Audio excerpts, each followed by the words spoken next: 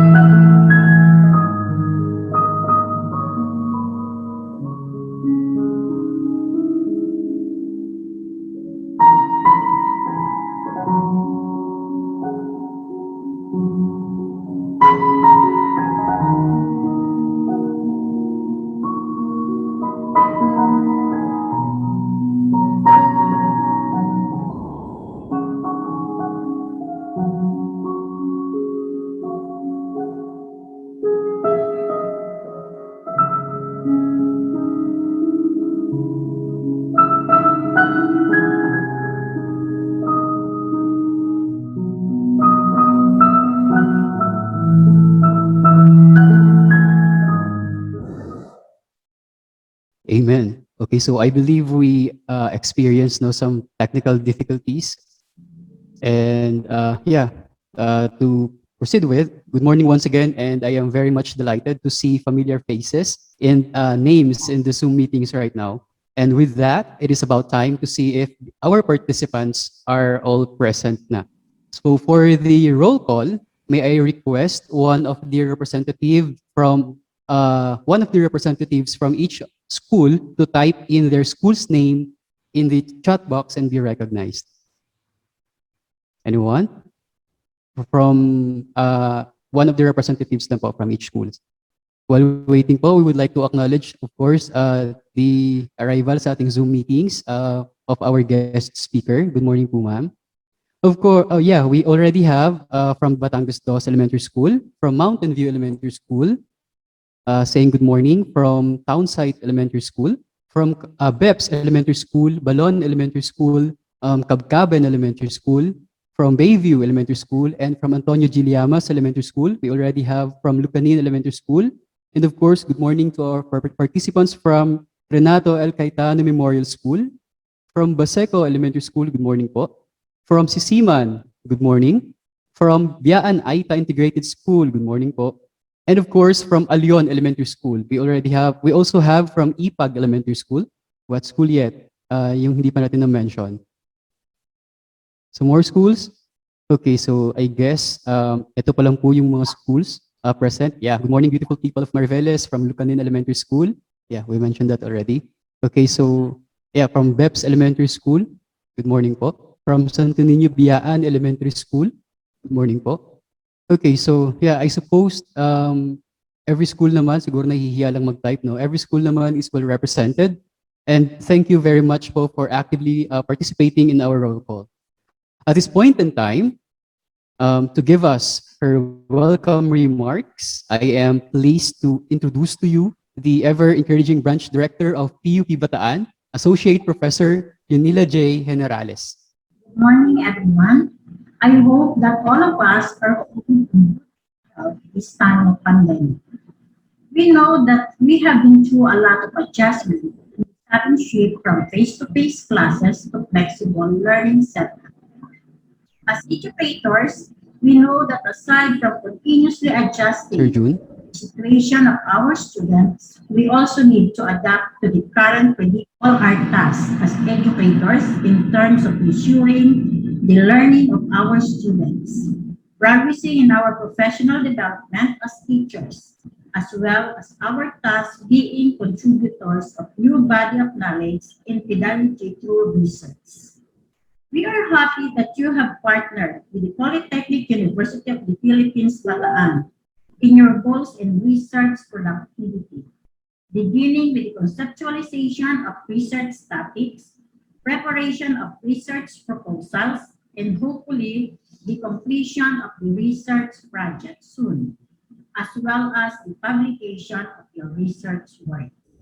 As the only state university in Mariveles, we are committed to sharing our knowledge and expertise, as well as kind hearts to all the teachers who are equally dedicated to the pursuit of knowledge through research.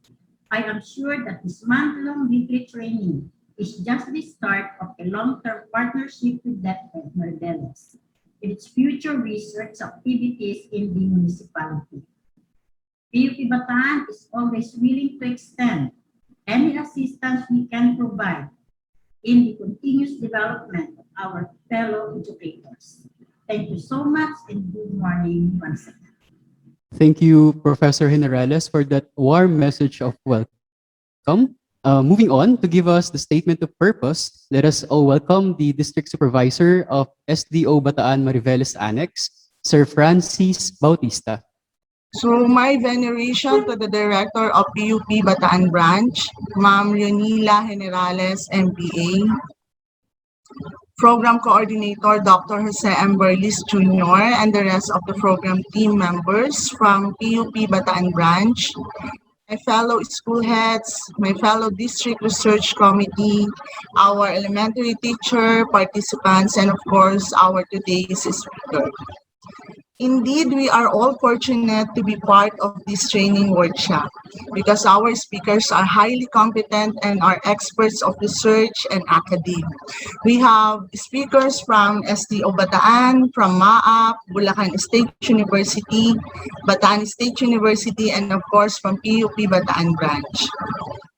Sadya kung piniling mainam at pinagsama-sama ang mga mahuhusay sa larangan ng research at ito po ay para sa ating lahat to help us improve our research capabilities and strengthen the research culture in our district. So hopefully po after this series of training workshop, we are able to prepare research proposals which are at par with the standard of Department of Education. Last year po kasi, we only have one research na napa-approve sa STO and hopefully, after this training workshop, mas marami pong maging representative ng district natin sa ating yearly Division Research Congress. So yes, we are aiming for that because our district affirmed that research is indispensable in improving quality education. Thus, we are strongly encouraged to use research in improving our educational practices, in decision making, and in resolving problems that are encouraged our classroom and school, that we encountered in our classroom and school. So mga kasama, without further ado, in behalf of our district supervisor, Sir Francis B. Bautista, I want to give you the quotation that says, "The common facts of today are the product of yesterday's research." So I hope ang mga researchers po na ma-produce natin with this training workshop ay maging part of our tomorrow and our future. With that, good morning everyone, good luck, and have a fruitful day. Thank you very much po, Ma'am Lian, for delivering the message and for clearly establishing to all the expectations in this academic pursuit. And at this juncture, to remind us all of the basic house rules, let us all welcome the Administrative Officer of PUP Bataan, Assistant Professor Numeriano S. Magpantay. Pleasant morning to all of us, especially to our resource speaker, to all the participants from different elementary schools from Mariveles, and of course, the members of the organizing team. Let us have a COVID-free day for today. Magandang umaga po sa lahat. So first, the training will start at 8:30. So I suppose we have started the program on time. Then make sure you have the strong internet connections. Although in reality, of course, we cannot avoid to experience internet connections in our different areas or places. Then you are required to have your camera on during the whole training program. Then we need to complete the 6 sessions unless you have valid reasons. Then the next one, you will be assigned to a facilitator that will monitor your performance. Then we also have, make sure your microphone is muted if the speaker session is going on. And then you need to go back to the plenary session at least 3:30 in the afternoon. That is, I suppose, after the breakout. So for the presentation, and the last but not the least, no research proposal, no certificate of completion. So I hope everybody will be able to be guided accordingly. Thank you very much. Okay, so thank you very much po, Sir Nomer. And we do hope that everyone will abide by the rules. No? I also would like to emphasize that if you have questions later, please feel free to use the chat box. Okay? And without much further ado, let us call on Dr. Benji M. Manila, a faculty member and the assistant team leader of this program, to introduce to us our guest speaker for today. Morning to everyone, especially to our dear DepEd teachers, our participants for this webinar. It is a great pleasure and honor for me to introduce our resource speaker for the first session of this webinar series, who is going to discuss to us about the DepEd research agenda and the DepEd research format, which are very interesting and important so that we will be guided in choosing what topic or what will be the focus of our research study that is aligned to the research priorities of the Department of Education. Our speaker holds a bachelor's degree in secondary education, major in English, a master's of arts degree in education, and a doctorate degree on educational management. She also attended a postgraduate diploma in applied linguistics from the Simeo Regional Language Center, Singapore. She conducted and facilitated various research-related trainings in the Department of Education, Division of Bataan, and served as the K-12 curriculum trainer for grade 8 and senior high school. So, ladies and gentlemen, without further ado, let us all welcome our speaker, the Senior Education Program Specialist, Planning and Research of the Schools Division of Bataan, Dr. Mariveles Guevara Reynosa. Morning po, ma'am. Okay, good morning po. Good morning po sa lahat. Okay, let me begin by greeting everyone a blessed morning. Of course, sa atin pong branch director ng PUP Mariveles, Ma'am Leonila J. Generales, to our assistant Professor Nomer Magpantay, Admin Officer of PUP Bataan. Good morning po, sir. Good morning, To the ma'am. project Thank you. to the project team of this extension program, headed by Mr. Jose M. Barlis Jr. Si Sir po ang kachat ko, together with Sir Benji in the preparation for this extension program. So, thank you very much po sa inyo. Magsisimula pa lang po ito, I would already like to express the gratitude of DepEd Bataan for spearheading this extension program. So we are so blessed to have PUP Bataan as our partner in the development and building of culture of research in our division, particularly in the District of Mariveles. And hopefully, who knows, in the future po, ma-extend po natin to not only in the District of Mariveles. So kung makita po natin talaga that this is really fruitful, we hope that this is only the beginning of a partnership between PUP and DepEd Bataan. And of course, we'd like to greet also Sir Francis Bautista, our PSDS, a very supportive PSDS of Mariveles, and District Research Coordinator for Elementary, Ma'am Dr. Leanne Luna. Ma'am Leanne, hello. Ayan, sabi ni Ma'am Leanne kahapon, panotis po ma'am bukas ha. Okay, so yung connection po namin ni Ma'am Leanne began with research. Ayan, nag-start po kami attending a regional training for research. At nung una po yung mga picture namin, kwento lang po to, pasensya na kayo, marami akong kwento, madaldal po talaga ako. in virtually and in person. Ayan. Nung una po kami nagkasama ni Ma'am Leanne sa isang training ng research sa region, ang una po naming mga pictures, ang sabi po namin, kunwari po close tayo. Ayan, together with the other participants. And yung kunwari po ay naging totoo na. Kaya po, ayan, isa sa mga dahilan kung bakit siya po ang district coordinator ng research ng Mariveles. Special request po yan. Thank you, Ma'am Leanne. Okay, and of course, to our elementary teachers from the different schools in the district of Mariveles, maraming salamat po. Yung iba po sa inyo, na-meet ko na before, in person and virtually, and natutuwa po ako na magkakasama po ulit tayo ngayong umaga na to. Okay, once again po, I would like to express our gratitude for this extension program.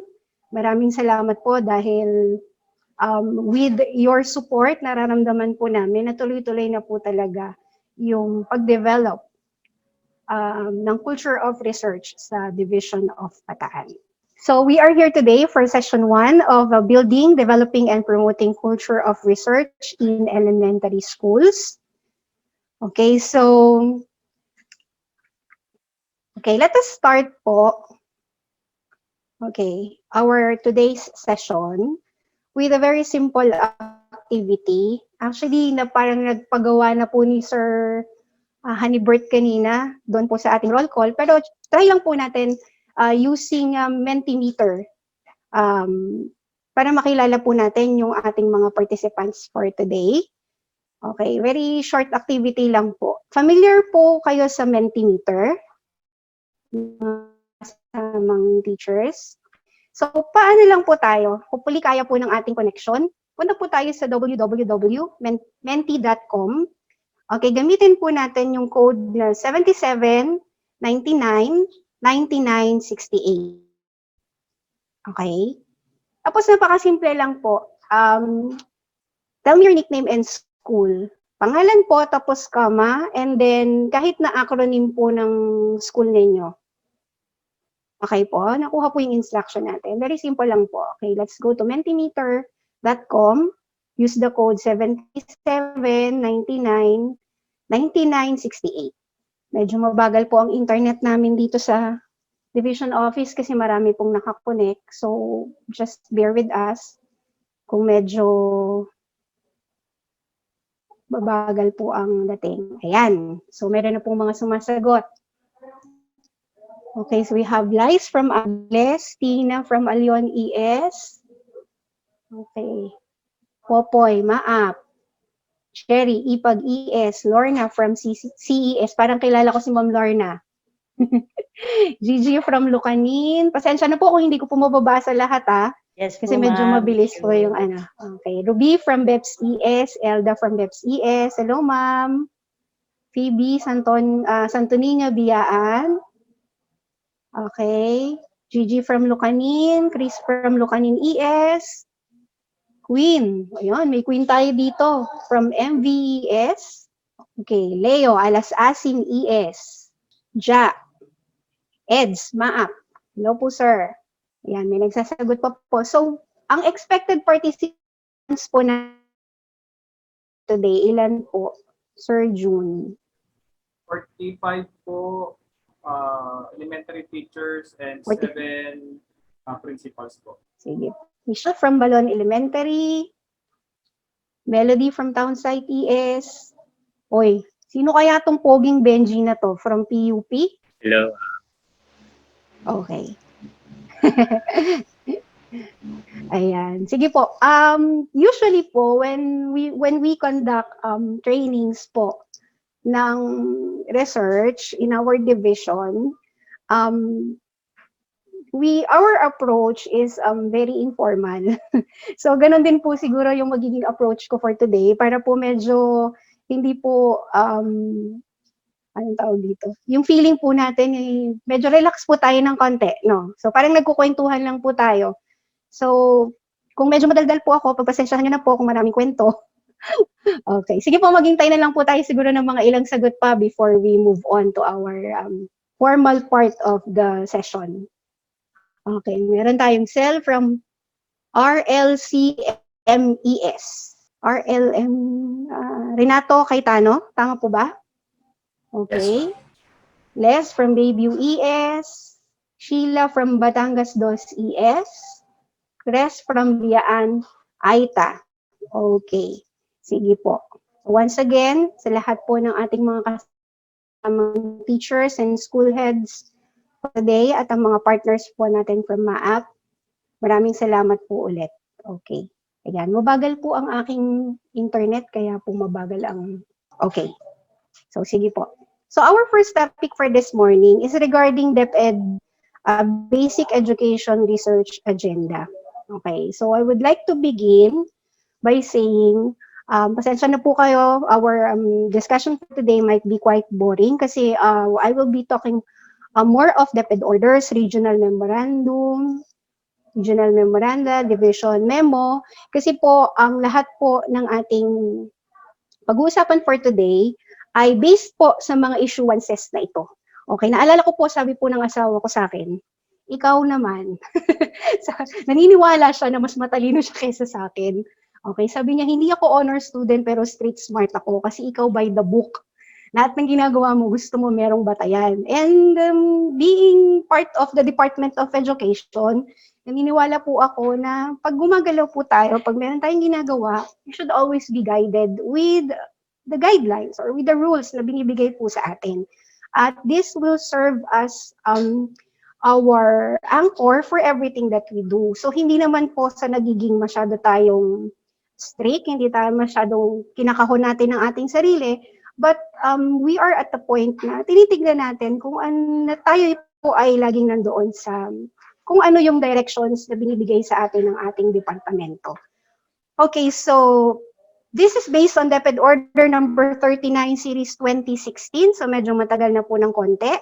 The title of this DepEd Order is Adoption of Basic Education Research Agenda. Okay, so ito po yung tinatawag nating pinaka-mother DepEd Order ng ating research agenda. So sinabi po natin na mother DepEd Order kasi po from this DepEd Order, the regional offices and the division offices are given discretion to contextualize the research agenda. So parang may basic, tapos out of the basic, pwede mo pa siyang i-contextualize. Pero syempre, na dun ka rin within the borders po, nung agenda na iyon.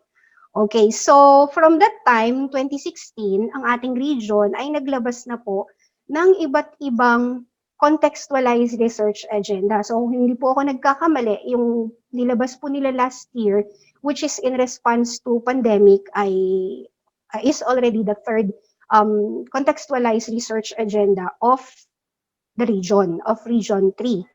And then from that research agenda, ang ginagawa naman po natin ng ating division, we also come up with a contextualized research agenda. But basically, since tayo naman po ay masunurin sa ating regional office, yung last po natin ay inadapt po natin ang harmonized research agenda na binigay po ng ating region. So parang ganon. So meron tayong DepEd Basic Research Education Agenda from the central office, tapos kinontextualize po ng ating region, and then we are adapting that. Okay. So this research agenda provides guidance to DepEd and its stakeholders in the conduct of education research and in the utilization of research results to inform the department's planning policy and program development aligned with its vision, mission, and core values.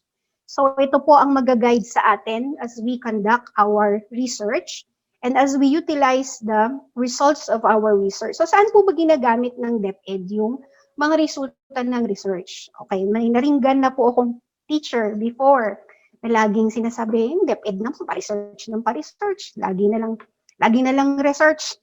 And kung mapapansin po natin, doon po sa previous na mga pinababatayan po natin ng ating performance rating, research is only what we call embedded, diba, in our job. It's a job-embedded task. Pero ngayon po, hindi na siya considered as job-embedded task kasi nakalagay na po talaga siya, nakastate na po talaga siya sa ating PPST, di po ba? And even po, doon po sa standards po ng ating school head. So it's very important kasi ginagamit po ito ng DepEd for planning, for policy and program development. So hindi na po tayo humihinto sa ang research ay ginagawa, kinakandak, tapos pagkatapos po na makandak yung research, ay ilalagay na lang po natin sa shelf yung ating pong final output. So nandun na po tayo sa point na our research should be published. Hindi man po siya internationally, but yung publications po ng mismong DepEd. So as of now, ang regional office ay nagpa-publish po ng research journal. Yun po mga research conducted by the different divisions na nananalo po sa Regional Research Congress. And we are also being mandated by our new OIC ASDS to come up with a compendium of research for this year. So hopefully po, yung gagawin nating compendium of research, makakasama na po yung mga research na makakandak ng mga participants natin for today. Okay? And of course, ginagamit po siya not only for publication, kundi as basis po for decision making, for planning, and for policy development. Okay. So this shall build gains from existing research, generate new knowledge on priority research areas, focus on DepEd's attention on relevant education issues, and maximize available resources for research within and outside the department. So dun po tayo ngayon, ang focus natin dun sa discussion na ating research agenda ay yung knowing the priority research areas of our department and kung ano po yung focus natin ngayon in terms of the relevant education issues that we are facing right now. Okay. Okay, so basically, doon po sa mga naka-attend na ng mga trainings natin ng research before, from 2016 na binigay ng DepEd order na binanggit natin kanina, yun pong ating themes for our research agenda ay hindi pa rin naman po nagbago. Okay, so yun pa rin. So we have the main themes or the general themes of our research agenda, which are divided actually into 4. Okay, yung una po ay yung tinatawag nating teaching, learning. Okay, we have child protection, human resource development, and governance. Okay, so And then all across these teams, okay, meron po tayong God, DRRM, and inclusive education. So ito yung mga tinatawag na cross-cutting themes. Okay, so as we have explained in our previous trainings, and would like to emphasize again this time, pag isa po sa mga reasons kung bakit nagbigay po ng research agenda ang DepEd, not only to guide us in the priority research areas, but also to guide the researchers kung ano ba yung po pwedeng i-research ng ating teachers and teaching-related and non-teaching staff, and even our school administrators. Kasi minsan po, mapapansin po natin doon po sa mga conduct na ng studies for graduate education, let's say for nagkakapag-thesis na po and dissertation, medyo different po ang research, ang ating research agenda in such a way na sa academic research po, di ba kasi, we can view research from a third person point of view. Parang ganun po, halimbawa, even teachers can research about performance of the school heads, or kahit hindi mo subject na tinuturo iyon, I think may mga ganung research po tayo na na-encounter, yung mga nanghihingi po ng permit, kahit hindi po nila area of specialization, pero na-defend nila during the title defense na ito po ay mahalagang topic, that can be considered as the topic of their thesis. Now, sa ating po kasi, sa DepEd, titignan po natin yung relevance nung research topic doon po sa mismong researcher. So, halimbawa po, yung teaching and learning, ito po yung theme na ina-advise po na i-conduct ng ating mga teachers. So, ang focus po ay teaching learning. Kaya usually po maririnig po natin yung term na classroom-based research or classroom-based action research. Or kung hindi naman po, not only classroom-based but also school-based. So ganun po ang tinitignan po natin pag teaching and learning theme. So ito po ay more for our teachers. Okay, on the other hand naman po, in terms ng next one, yung sa child protection, okay, itong theme naman po na ito, okay, could be research by our teachers, non-teaching staff, like halimbawa po guidance counselor po natin or guidance coordinators, and pwede rin naman po ng school head. Okay, so parang ganun po. Okay, and then in terms of human resource development, ito po yung theme na we are advising our school heads, school administrators, non-teaching staff na i-conduct po nila. Okay, so ang focus po, usually pag school head, is the development of their teachers and non-teaching staff. So ang focus is human resource development. And even po sa division office, karamihan po ng mga research na kinoconduct namin ay tungkol po sa human resource development. And then we have governance. So yung governance naman po, again, ito rin po ay para po sa mga school head. Although may ibang topics naman din po that could be possibly tackled by the teachers, pero mas advisable po yung governance for the school heads and for non-teaching. Okay, yung GA, DRRM, Inclusive Education, cross-cutting team siya kasi ibig sabihin po, kahit sino pwede pong mag-research ng topics related to these themes, yung GA, DRRM, and Inclusive Education. So basically ganun po natin siya tinitignan sa ganung pananaw. Kasi sa sobrang dami po ng problems na pwede nating i-research, ay one of the question teachers ay, alin ba yung bibigyan ko ng focus? Ano ba yung gawin kong topic ng research ko? Na mamaya bibigyan ko po kayo ng some tips kung paano po tayo pipili ng topic. Okay? But basically ganun, sa sobrang dami ng problema na kinakaharap natin sa school, our dilemma is which among these problems should we consider as a topic of our research? So para mas guided tayo, hindi natin masyadong guluhin ang ating sarili, hindi natin masyadong pahirapan.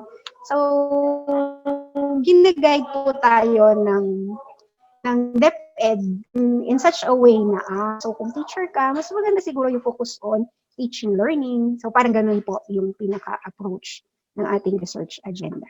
Okay. Okay, so yung next po natin is the Harmonized Regional Basic Education Research Agenda. Okay, so this was issued through Regional Memorandum Number 185, Series 2020. Okay, so as I have mentioned earlier, from 2016, marami na po, nagkaroon po ng contextualization ang ating region. And this time, this regional research agenda was issued at the height of pandemic. So nakita po kasi ng region yung need to harmonize, to contextualize, to adapt yung research agenda natin to the new normal, to the present situation in response to pandemic. So nilabas po yung regional memorandum na to. So basically, okay, the aims of the harmonized regional research agenda is first to raise the quality of education in Region 3. Okay. And still, it is anchored on the 4 pillars of sulong edukalidad. Okay. So kung matatandaan po natin, beginning of 2020, nilaunch po ng DepEd yung kanyang program na parang merong battle cry. Po, parang narinig natin sa parang January, narinig natin lagi yung term na sulong edukalidad. Okay? Tapos may acronym nga po siya, di ba, na KITE. Okay, ano yung KITE? Yung K is for K to 12 Curriculum Review and Update. Okay? Number 2, I for Improvement of Learning Environment. Number 3, yung T is Teachers Upskilling and Reskilling. And for engagement, or E for Engagement of Stakeholders for Support and Collaboration. So natatandaan ko po, nung last na nagkaroon po kami ng National Planning Conference, ang isa po sa pinag-usapan namin doon is we are already pivoting from focus on access to quality.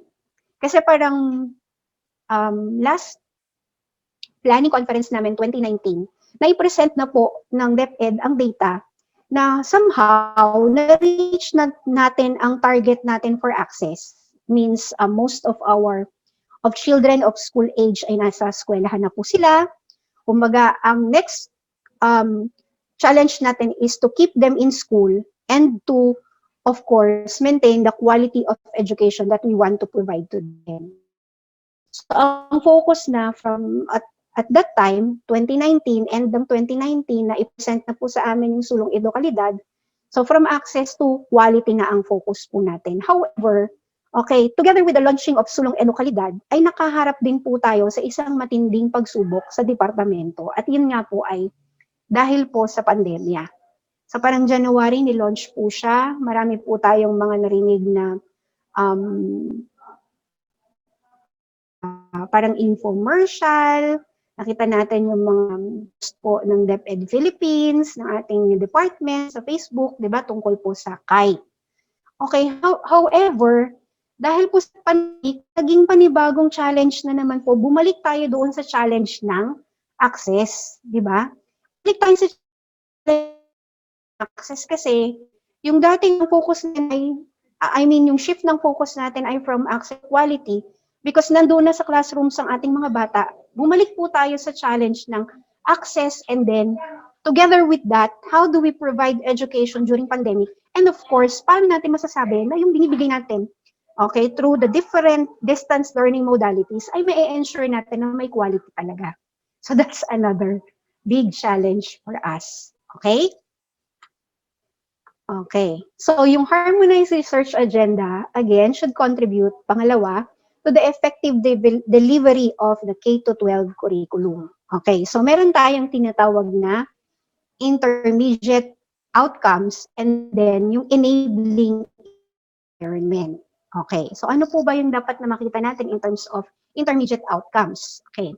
So you have number 1, okay, learners are in school and learning centers. But again, kagaya ng sinabi ko, medyo nagkaroon ng pagbabago sa number 1 natin. Kasi wala tayong physical, di ba po? Wala tayong physical, face-to-face na pagtuturo ngayon. So, hindi natin ma-achieve yung number 1 in such a way na hindi pumupunta yung mga bata sa school, sa learning centers. But instead, nabago siya.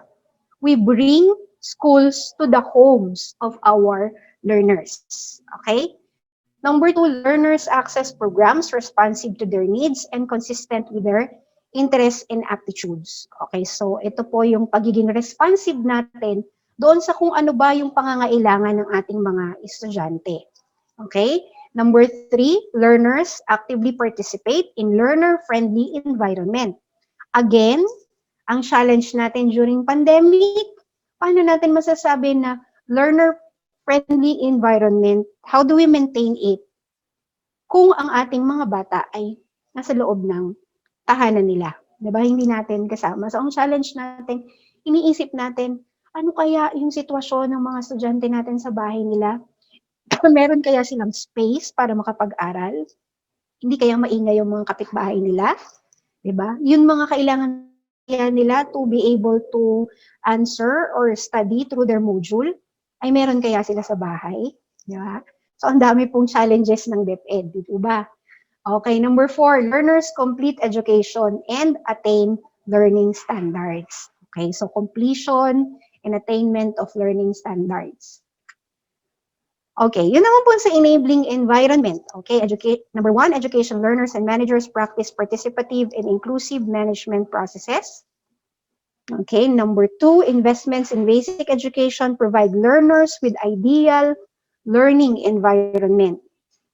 Okay, number 3, people, internal systems and processes serve learners better through continuous improvement efforts. And number 4, key stakeholders actively collaborate to serve learner better. So kung papinin po natin yung enabling environment natin, medyo binibigay sa atin, and ito po ay more of the rules of our school heads. Di ba po? So kung pa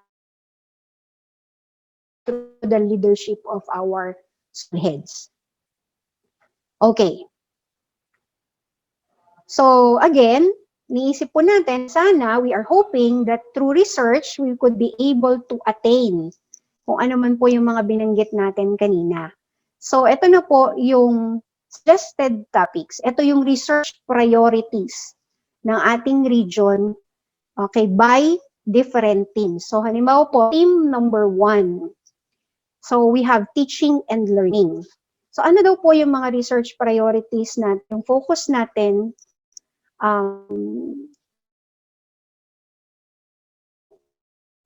so of course, yung ating plans of most essential learning competencies or yung tinatawag po nating MELCs. Okay? Teaching and learning resources. Strategies for K-3. Okay, bakit in-specify po yung strategy for K-3? Kasi ito po consider natin na levels that are very challenging. Kasi at mga learning, dependent pa po sa ating mga teachers. Ito pa yung panahon na nagsisimula pa lang po matutong magbasa ating mga mag-aaral po. Ang isa sa mga sinasabi na challenges po nung nagsisimula po na tayo ay mag-advocate for distance learning is kung nasa school na yung mga bata, teacher na nga yung turo, hindi pa natutong magbasa. Yung mga kinder at saka hanggang grade 3 na nakikita naman po sa results natin ng PhilErie and other reading test po natin. Paano sa bahay? Turuan ng mga magulang yung kanilang mga magbasa. Po, familiar po tayo sa ganyan po the beginning. Okay? So, isa sa mga focus yan. Okay. Competencies, teachers' content knowledge, students' attitude towards assessment. Okay, isa pa rin po sa controversial ngayon yan. Paano natin na yung bata ang nagsasagot ng kanilang modules, ng kanilang summative test, di ba? Paano natin masasabi na valid yung results natin? Okay, we have teaching, reading, numeracy, values, behaviors, okay, career paths, tracks, goals, specifically or especially po sa ating mga junior high school learners and senior high school learners. Okay, personality traits, affective psychological traits. Okay, ano pa po? Ang dami po nating research priorities. Okay, self-efficacy. Okay, self-efficacy po both ng teachers at ng learners. Okay, ICT applications, homeschool linkage. So ito po siguro yung masasabi natin na very relevant at present. Okay, K-12 graduates, inclusive education programs like IPED, madrasas, PED, special interest programs, and ALS. Okay? Contextualized learning strategies and modalities, culture, arts, and literature, 21st century MTB, okay? Flexible options, spiral progression, and assessment. Po, ito yung mga research priorities. Ito po yung as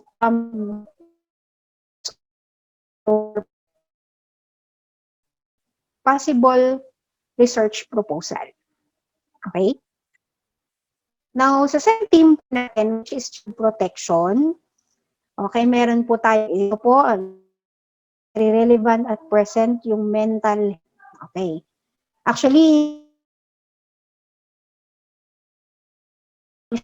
ang mental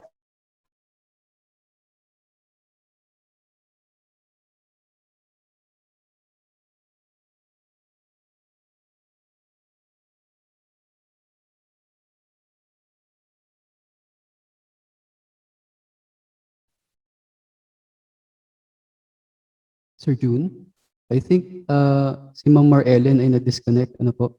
Yes po, sir. Okay, so while waiting po for our guest speaker to na bumalik, ano po, I would just like to inform everyone if you will have questions later, you can type in your questions sa ating chat box po. Thank you.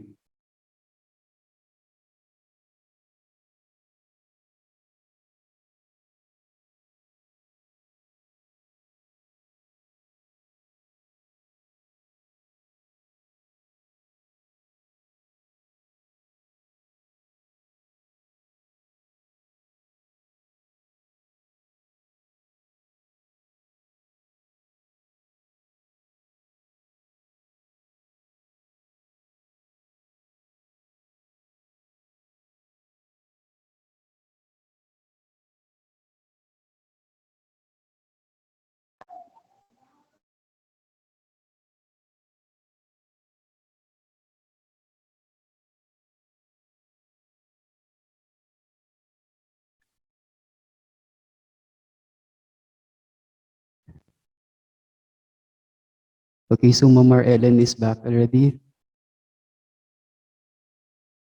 Hello po, ma'am.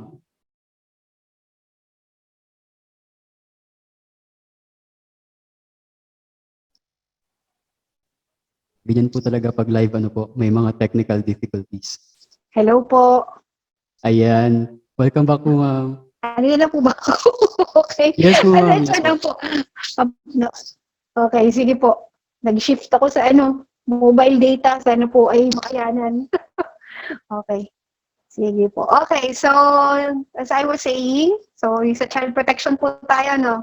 So mental health, data privacy, and protection, especially po sa ating mga learners na nag-online learning, prevalence of different issues like yung teenage pregnancy, bullying, drugs, child labor, gambling, HIV/AIDS, and reproductive health. Okay. So in terms of human resource development naman po, which is team number 3, so sa mga kasama natin pong school heads, dito po tayo pwedeng pumili ng mga topics natin. So we have the professional development of teachers, or school heads for multiple learning delivery modalities. Of course, mental health din po at this time ng ating teachers.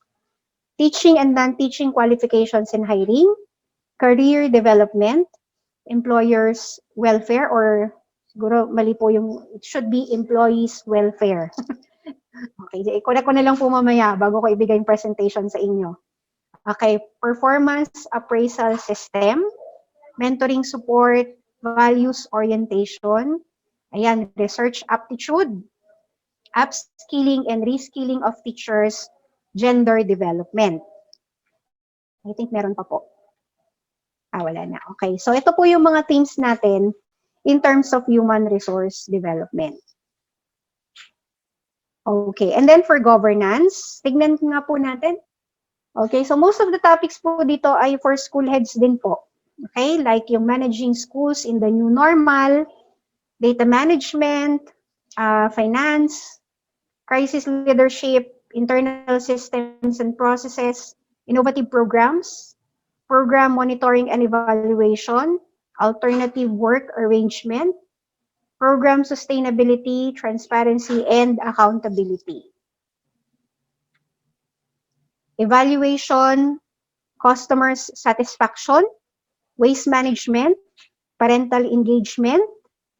Okay, so yung parental engagement, pwede rin po siyang i-research ng teachers. Pero yung focus ng parental engagement could be yun pong support ng parents doon sa pagtuturo sa kanilang anak, di ba po, in terms ng delivery of distance learning. Dito naman po sa school head in terms ng governance, parental engagement in other aspects of the school. Halimbawa po yung sa PTA po natin, di ba po yung as stakeholders, as external stakeholders. Okay? Safety and health management systems, stakeholders partnership and engagement, procurement, impact assessment, quality assurance systems, policy and legislation studies, equipment and infrastructure, disaster risk reduction management. So, yun po yung para sa governance. Okay. So, yun po ang ating mga tinatawag nating research teams. Okay? Now, in terms po sa pagre-research, I would also like to mention na DepEd is encouraging what we call collaborative research. Pwede pong o ng collaboration. DepEd, kasi minsan po sasabihin ng teacher, ang hirap naman mag-research. So kung meron tayong kasama, meron tayong ka-team, mas madali po nating ma-accomplish yung ating naiisip na gawin. So for this, ang maximum number of members sa isang collaborative research ay hanggang 3 po. Okay, so maximum of 3 members for collaborative research. So bago po tayo pumunta doon sa next part, which is the format pili ng possible research topic.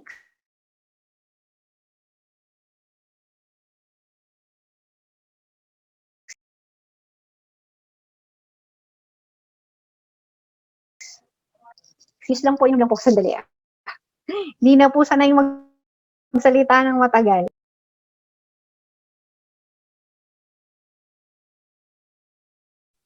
Yes po, ma'am. Okay lang po. And while waiting po for Ma'am Mariveles, no, I would like also to consider the organizers po are considering na yung bandwidth po natin. So maybe while listening po or watching no sa ating mga devices, we can opt to turn off our cameras, no.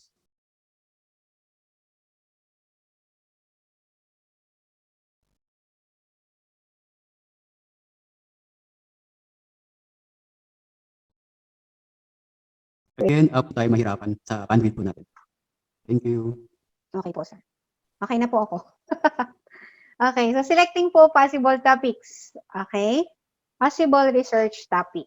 Okay, sabi ko nga po kanina, minsan ang hirap, di ba? Ang daming problema, ang daming pwedeng i-research, pero alin po yung i-research natin? Okay, some tips lang po. Okay, so research should start with a problem or research problem. Okay, so ano lang po ito, based lang po sa mga previous experiences po namin in reviewing research proposals and even final research output. Nakikita po namin, yung mga teachers po, nagsisimula sila na ganito.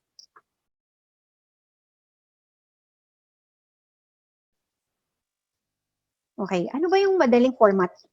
Ano ba yung mas madaling gawin? Ano ba yung mas madali? Yun na lang gawin natin.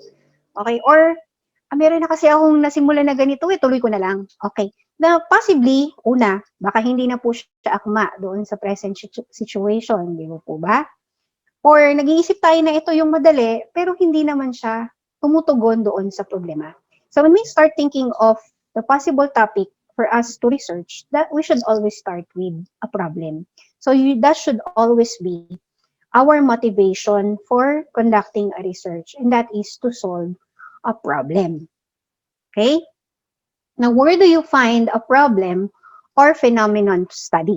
Okay? Phenomenon ng term na ginagamit mo natin of what we are going to conduct is the so-called qualitative research. Okay? First one. So, personal experience is often good starting point. Ano ba yung problema na na-experience ko bilang teacher? Ano ba yung problema na na-experience ko bilang isang school head? Or ano ba yung problema na na-experience ng aking mga estudyante? Ano yung problema na na-experience ng aking teachers? So, kaya nga po sabi natin, di ba po, research in the context of DepEd is quite different kasi po, hindi natin ini-encourage yung tinatawag nating third person point of view of research in such a way na detached ka from the research that you are conducting. Kung hindi, we look at it kung ano yung relevance ng topic mo doon sa present na ginagawa mo. Whatever your role is in the department as a teacher, as a school head, as a non-teaching staff. Okay? Second, of course, something that you are interested in. So, na-experience ng teachers mo or ng learners mo, and then you are interested in this. Kasi syempre po, that would be the beginning of the motivation, diba? So, yun yung magiging motivation mo to start and to finish what you have started. And then, number 3, something that may have social significance. Okay, pag sinabi natin may have social significance, hindi lang ikaw ang nakaka-experience. Napansin mo, na itong problema pala na to, na nararanasan mo sa classroom mo, ganun din pala yung problema nung kapwa mo teacher at the same grade level. Diba? Halimbawa, kung grade 1 teacher ka, yung kasama mo sa grade 1 na teacher, ganun din yung na-experience niya. And nakipag-usap kayo, you happen to talk with other teachers from other schools, handling the same grade level or handling the same subject, na gano'n naman din pala yung na-experience ng problema. So that becomes, yung topic na yon socially significant. Okay? Next. Again, okay. Mahalaga po na hindi lang yung problema ang tinitignan natin, but we also base our research on data. Okay. So ano yung examples ng data na pwede nating pagbatayan? Okay. Una po, yung tinatawag nating least mastered skills ng ating mga mag-aaral. Okay? Pangalawa, results of numeracy tests, reading tests, and other tests and assessments that we give to our learners. Okay? We also look at our performance indicators para po sa ating mga school heads. Saan ba bumababa ang performance indicators natin? Dumadami ba yung dropout natin? Okay, marami ba sa ating mga bata ang hindi nakaka-graduate? Mababa ba yung completion rate natin? Mababa ba yung graduation rate natin? So we look at the performance indicators. Okay? Of course, we also look at the list of learners at risk of dropping out, yung ating mga sardo and ating mga pardos na tinatawag, di ba? O yung mga learners needing intervention. Okay, ano pa po? Marami pa tayong maiisip na possible na pagbatayan na data ng ating research. Halimbawa, for the school head, tignan natin yung performance rating ng ating mga teachers. Karamihan sa mga teachers natin ay very satisfactory. Wala sa kanila yung outstanding. So bakit kaya? Ano kaya yung kulang? Ano yung dapat nating ibigay na tulong sa ating mga teachers para from being satisfactory or very satisfactory, maging outstanding sila. So we look at the data. Okay? So yun lang po ay ilan sa mga tips. And of course, pag tinignan po natin siya, babalikan po natin yung ating research agenda. Kung yun po ay naaayon doon sa mga binanggit nating research agenda.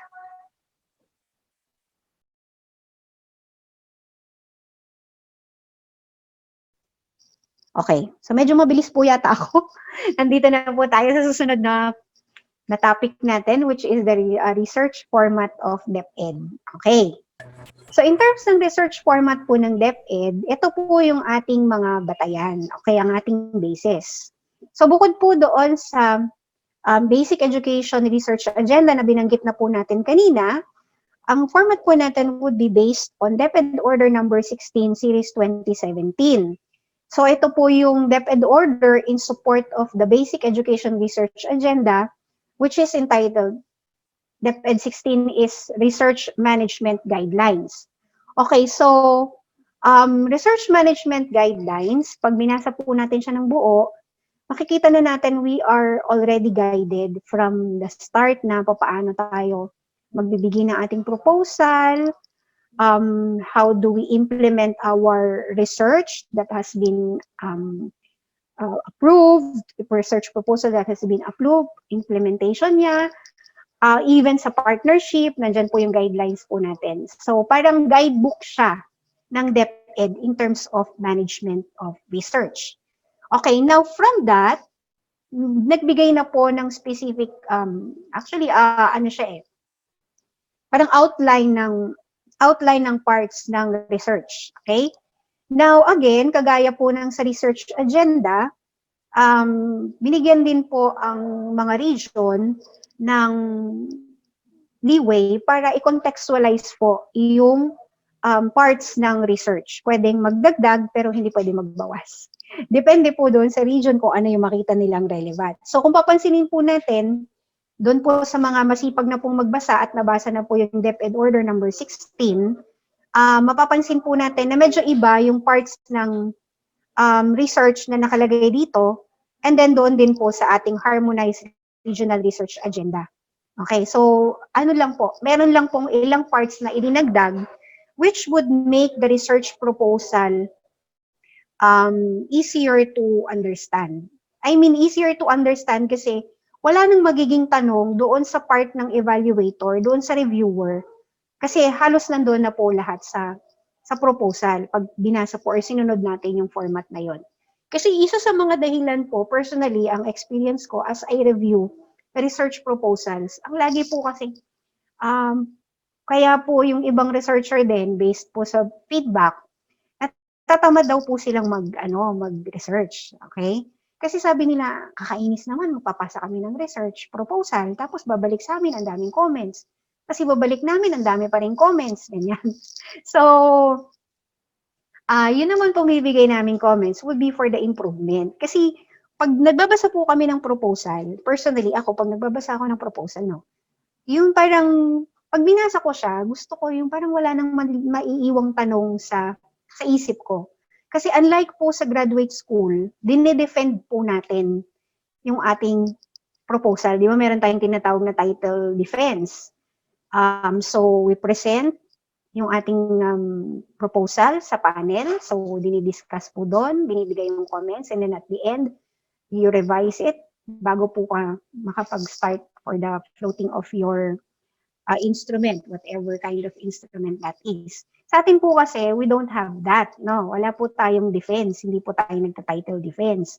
And isa din po kasi yun sa dahilan, naisip namin na huwag magkaroon ng ganun kasi lalo po matatakot yung mga teachers mag-research pag sinabi na, sige, magkakaroon kayo ng proposal defense. Yan po, that would be more frightening for our researchers. So, ang ginagawa po natin is we ask them to prepare the proposal. Tapos hanggat kaya po namin na matawagan, makontak, okay, yung researcher, ginagawa po namin. But of course, depende po sa dami ng proposal dumarating. So, ang nangyayari minsan, pagtambak po siya, hindi na namin natatawagan at ginagawa na lang namin, we try our best na isulat po doon sa proposal, dun sa manuscript, yung mga comments. And researchers can contact us to clarify kung ano man po yung mga comments na inilalagay namin po doon. So, parang ganun. Okay, so, as we review, tinitingnan po namin yung mga parts na yon, and then, based from that, masasabi po natin na if it could be accepted for implementation. Okay, so yung parts na ipe-present ko po sa inyo ay batay po doon sa parts na nakalagay sa Harmonized Regional Research Agenda natin. Okay, so doon sa mga nagtatanong, ma'am, may pagbabago po ba doon sa parts, doon po sa mga previous training natin?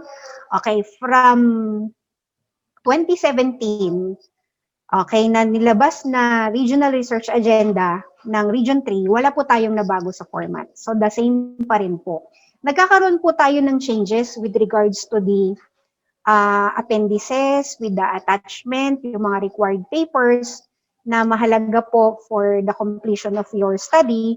Pero in terms ng parts, wala pong naging changes. Okay?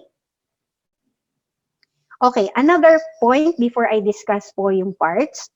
Bakit nagkaroon ng sariling format yung DepEd? Okay, bakit naglabas po ng format yung DepEd? Okay, kasi previously po, so doon sa medyo mga batikan ng guro dyan, mga batikan ng master teacher, na nakasimula ng umattend ng mga trainings namin, mula pa lang po na nag-start yung Planning and Research Unit way back 2015, 2016, yan po. Papansinin nyo before, iba-iba yung tuwing magpapatraining tayo, iba-iba yung binibigay naming format sa inyo. Especially nung hindi pa nagbigay ng format yung DepEd, pag nag-review po kami ng research, ang nangyayari po is, na-adapt ng researcher kung ano po yung standard o yung format nung pinag-aralan niyang eskwelahan or university or college. Halimbawa po, yung researcher graduated from DPSU or student ng DPSU, so most probably yung makikita natin is yung format ng DPSU yung gagamitin nila. Okay? Di ba po, graduate ng TDEL, so format ng TDEL. Kasi we acknowledge naman din po na different universities and colleges have different formats and different standards. So parang ganun. So pag dumating sa amin, iba-iba yung parts, iba-iba yung format, iba-iba yung paraan kung paano pinipresent. So, nagkama po yung DepEd with a standard na ganito yung gagawin natin. Okay. Regardless of the university, the college, saan ka na-graduate, basta ang importante is kung ano man yung basic parts ng research, nandito siya. Makikita natin. Okay? And then, we try to, inalis po natin yung thinking na, kagaya ng sa thesis, may chapter 1, chapter 2, chapter 3, di ba po? Na para sa mga researcher, o para sa mga teachers, parang ang bigat. Kasi yung experience mo nung nag-thesis ka, nag-dissertation ka is, nakaranas ka ng difficulties, so inisip mo pag nag-research ka sa DepEd, ganun din yung hirap na mararanasan mo kasi kailangan mong gumawa ng chapter 1, chapter 2, chapter 3, and so on. So inalis na po natin yung chapters and we are following APA 6th edition in terms of formatting and citation. So yun po yung pagkakaiba natin doon sa mga academic research. Okay? Okay, another point. Okay, another point. So, dami ko sinabi, no? Okay. So, number 1 po, una, kagaya ng binanggit ko, ito po yung mga basis natin, itong mga issuances na to. Pangalawa, hindi na po tayo nagbago ng parts since 2017, based ng Regional Research Agenda. Pangatlo, nag-standardize ang DepEd para po makita na ito po yung standard unique from the standards of the universities or colleges. Ay pangatlo, pang-apat, sinimplify natin siya para hindi po masyadong mahirapan ang teachers, okay, sa pag-prepare ng kanilang proposal and pag-conduct ng research. Okay, and then another one, okay, initially, ang pinapagawa lang po sa mga teachers natin ay action research. Okay? Kaya nga po, chinek ko din kahapon, habang ginagawa ko itong presentation, chinek ko po yung isinend ni Sir June sa akin na lineup ng topics, okay, at saka yung sa extension proposal. To be able to know kung ang focus po ba ay action research lang or research in general. Okay? Kasi po as of now, sa atin po, sa DepEd, meron po tayong dalawang sinusunod na format. We have the so-called action research and applied research. Okay? So minsan, doon po sa definition ng applied research in terms of academic research, meron pa rin po na iba na nalilito kasi parang iba yata yung pagkaka-define ng DepEd kung ano yung applied research. Parang ganon. So, sa konteksto po ng DepEd, ganito po natin siya tinitignan. Okay, para simplify na lang po natin, wala na po tayong mga definition, para mas madali lang po natin makita. Okay, in the beginning, DepEd advocates action research for teachers, specifically classroom-based action research. Okay? So ito po yung research that we look at a problem, okay? Usually within our classroom, within our school, or within our district, depende po sa kung sino yung magre-research. And then, based on the problem na nakita mo, you will propose an intervention. Okay, yung intervention mo would be maybe a strategy, maybe an innovation, or pwede naman din na in-adapt mo from other researcher, which we would like to see if that would be effective for your learners. So, ganun po. So, pag action research, meron kang intervention na pinupropose mo that possible solution siya doon sa problem. So, when we look at an action research proposal, we would always look for the intervention being proposed by the researcher. Okay. Now, ano po yung magpo-fall under sa applied research? Na sabi ko nga po sa inyo, in academic research, medyo different po ang konteksto ng DepEd. Applied research, usually, dito po natin ipinapasok, halimbawa po yung may mga school heads na nagkakandak po ng gusto nila is descriptive muna kasi gusto nilang makita na yung results nito would be basis for planning, basis for action plan, basis for development program. So yung mga descriptive type, correlation, and then now yun pong qualitative research po natin, pumapasok po ang ginagamit nating format for that is yung format po ng applied research. So that's how we simplify, how we select the format. Kung action research format ba or applied research format po ang gagamitin natin. Okay. And before, ang action research po lang ang pwedeng, teachers can also conduct applied research. But still, within po doon sa pinresent natin kaninang research agenda. Okay. So here is the outline of action research proposal. Okay, we have the title page, we have the table of contents, okay, context and rationale. So dito po, pinapapresent po natin kung ano yung general picture ng topic. And then, ang hinahanap po lagi dito in terms ng context and rationale is the local situation, kung saan makikita na itong problema na pinipresent ay talagang problem experienced by the people within the school or within the classroom or kung sino man po yung target na participants nung research. Okay? And then, pinipresent na rin po dyan yung tinatawag nating proposed intervention. Okay, we have the research questions, hypothesis, significance of the study. So kung papansinin po natin, based po doon sa DepEd Order number 16, yung significance of the study po ang idinagdag po ng region doon sa ating format. Okay, then we have the scope and limitation. And method, under ng method, we have the type of research, participants, and sampling method. Okay, again, ito po yung binabanggit ko na napakahalaga. Pag gumagawa po tayo ng action research proposal, kailangan malinaw na po natin ipipresent yung proposed innovation or intervention or strategy. Okay? And usually, hinahanapan po natin ng sample innovation, sample intervention. Okay? Kasi po madalas yung iba sasabihin, the researcher would be using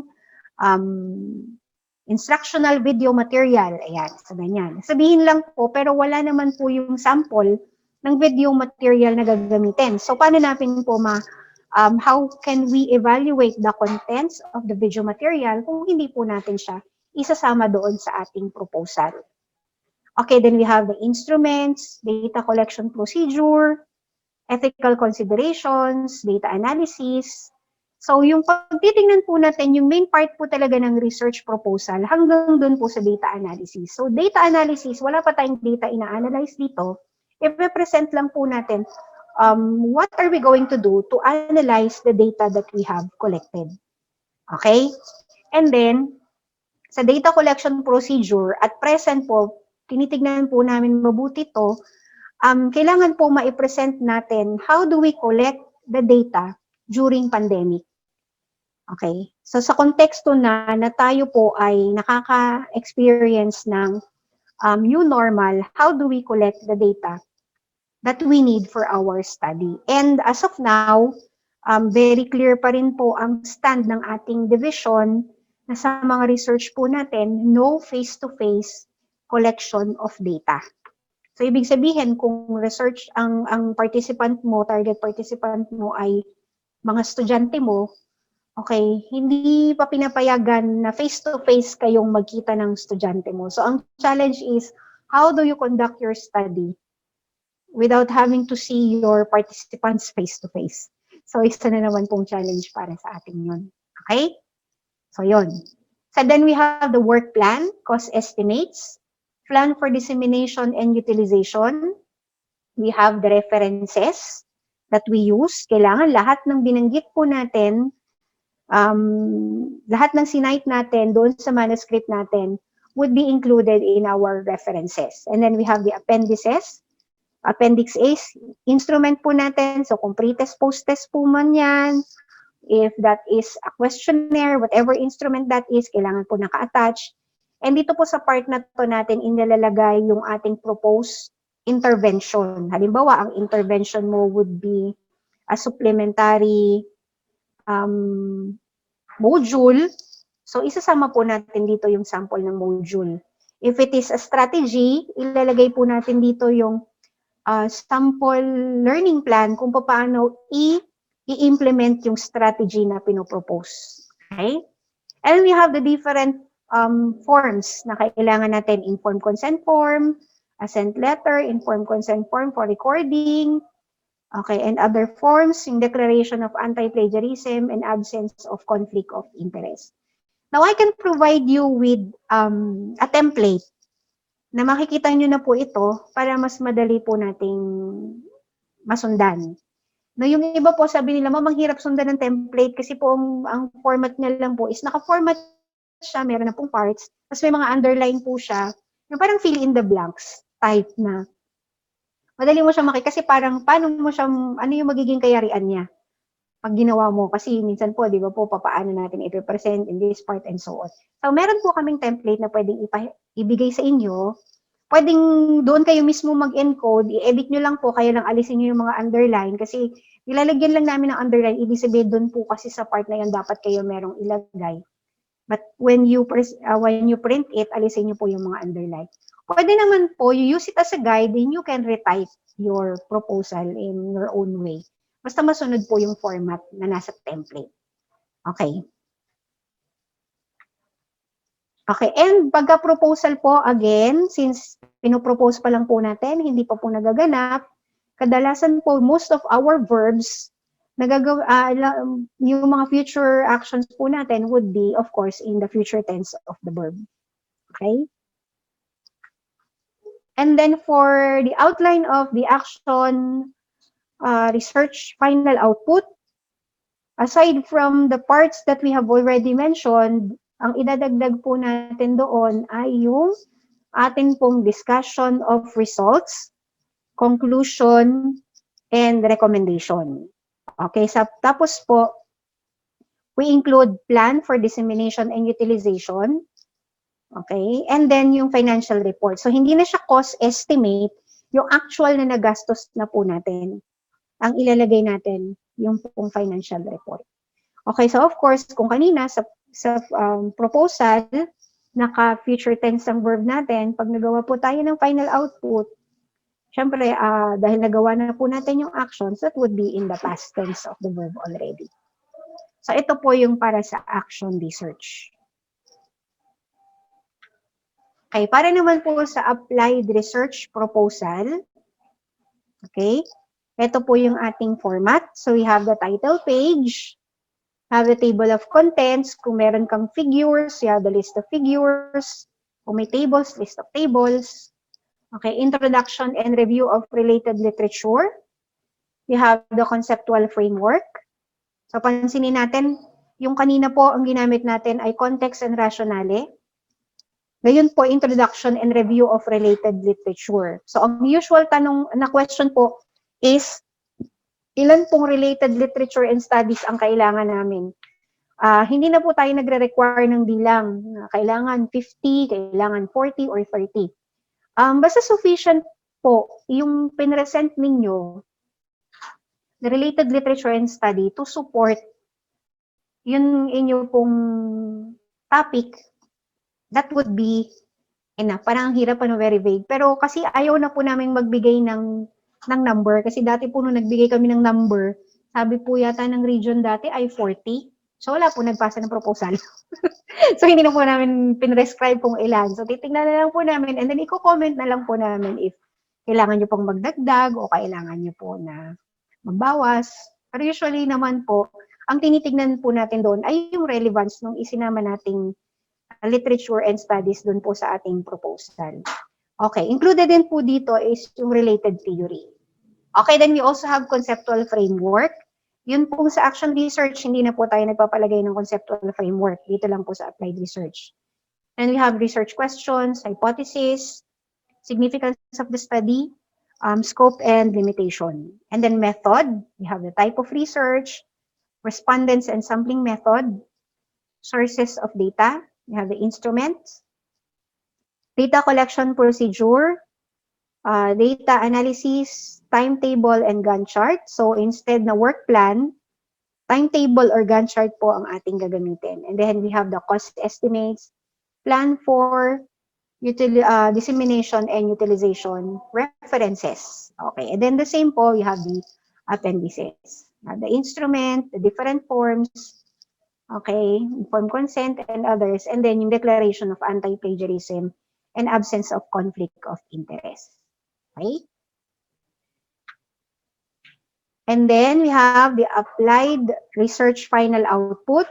So kagaya po kanina, okay, we include already the discussion of results, conclusion, recommendation, okay, and then again, we have the plan for dissemination and utilization, and then financial report. Okay, and then the other appendices. And then, pag final research output na po, usually pinapa-attach din po namin, halimbawa po, syempre na-approve yung proposal ninyo, yung copy po ng approval, na certificate of acceptance, ay ipinapa-include din po namin doon sa appendices. Okay? So, I think that's all for the format. Okay, so yung guidelines po natin in the submission of research proposals, okay, last year, nag-issue po ang region, okay, they issued Regional Memorandum Number 228 Series 2020 entitled Policy Guidelines on the Adherence to Ethical Research Principles and Responsibilities in Studies Involving teaching-related, non-teaching personnel, and learners. So we disseminated this through Division Memorandum Number 203 Series 2020.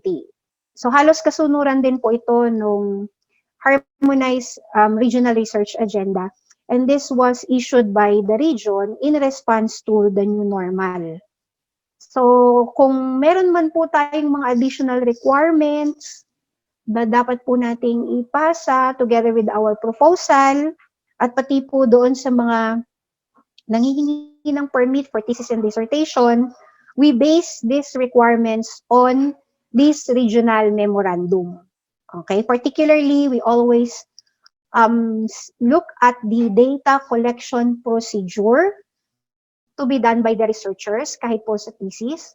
Kasi we always look after the safety, not only of the researcher, but also of the target participants or respondents. Kaya madalas po, Pagka po meron nanghihingi ng permit for thesis and dissertation, ito po talaga yung tinitingnan natin. And lahat po ng requirements, again, are based on this regional memorandum. Okay.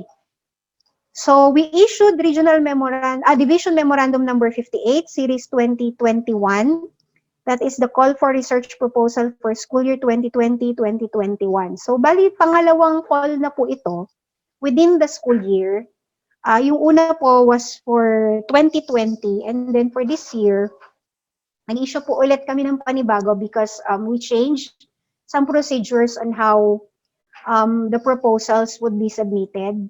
At the height of pandemic last year, nung kainit-initan pa po talaga ng pandemic, we accept research proposal submitted through email. Soft copy, tinatanggap na po namin. However, since at present, meron na po tayong way, medyo nag-open na po yung division office, meron na po tayong representatives from the district who can go to the division office. Kaya po, through Division Memorandum number 58, we are already requiring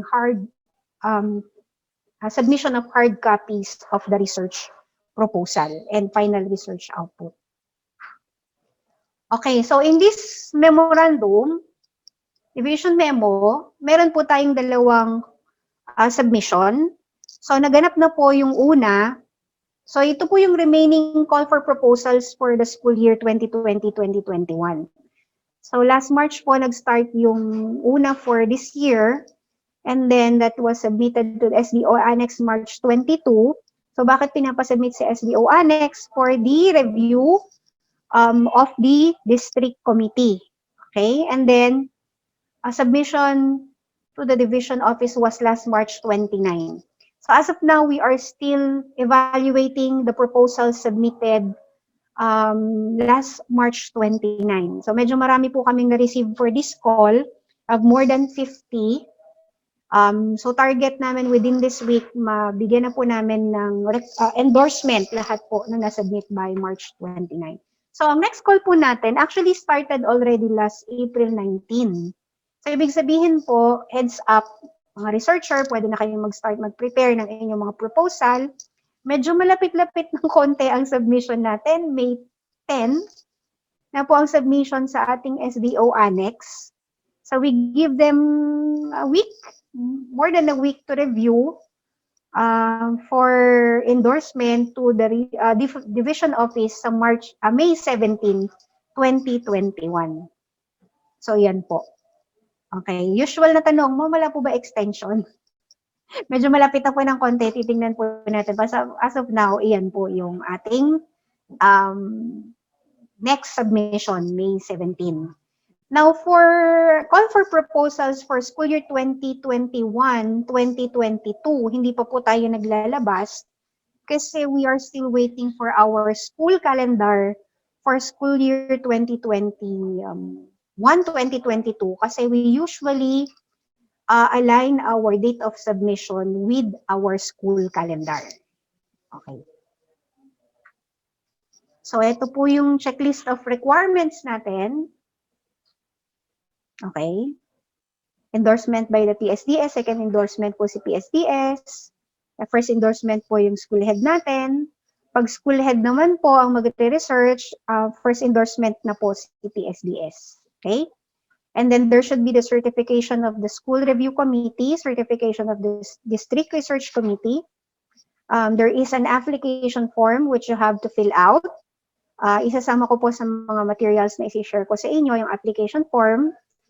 Okay, immediate supervisor's conformance which should be signed by, halimbawa po, the researcher is a teacher or a non-teaching staff within the school, the immediate supervisor would be the school head or the principal. If the researcher is a school head, the immediate supervisor is our PSDS. Okay. And then 2 hard copies of the research proposal. Complete po yung parts, kasama po yung lahat ng appendices and requirements. 2 copies po because 1 copy should be your received copy and only 1 hard copy would be forwarded to our office. Okay, there should be an electronic or soft copy na naka-CD. Now, nito pong previous call, meron pong mga ilan na naghingi po ng consideration kasi ma'am, wala po kaming mabiling CD, nahirapan po kaming bumili ng CD. So in terms ng soft copy, we allowed one district to submit the soft copy through a Google Drive. So kung mahihirapan po na mag-provide ng CD, na hindi ko po alam kung gaano kahirap bumili ng CD ngayon. Okay. We allow, okay, na magkaroon po ng sariling drive yung district para doon po ilalagay lahat ng soft copy ng research from the district. Okay? And then plagiarism scan report, this is very important. Previously po, hindi namin to nire-require.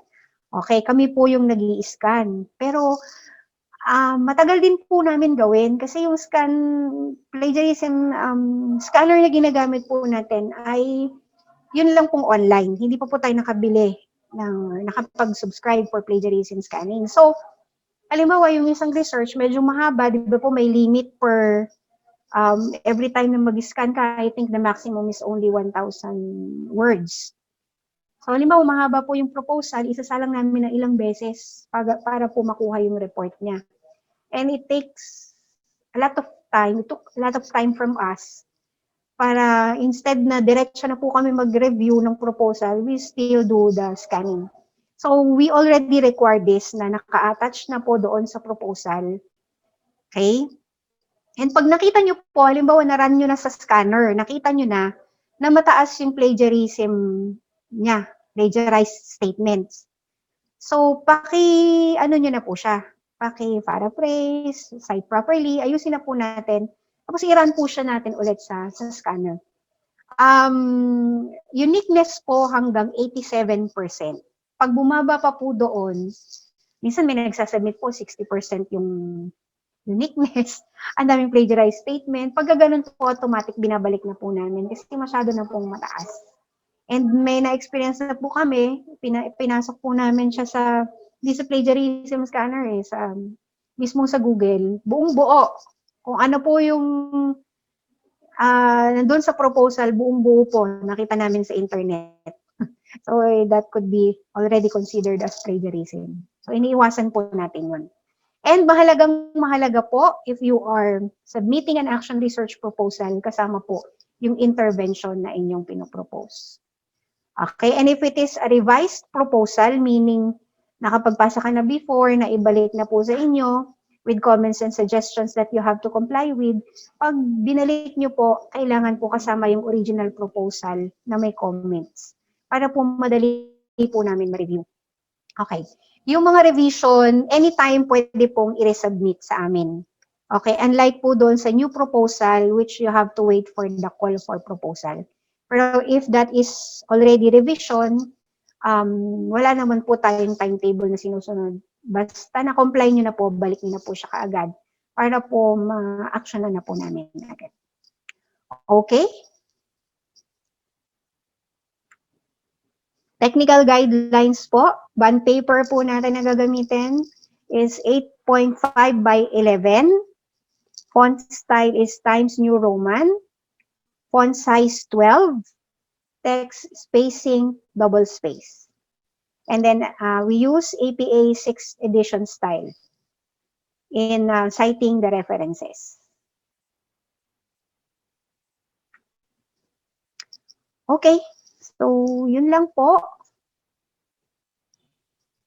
Tapos na po. Now, if you have some questions. Yes po. Thank you po very much, Ma'am Ellen, for that very comprehensive and very clear delivery of the presentation. So we hope that the participants were enlightened of the contents of the presentation po. And let's address now the questions posted by our dear participants. To start with, so I believe the first question is for the organizers, for Sir June.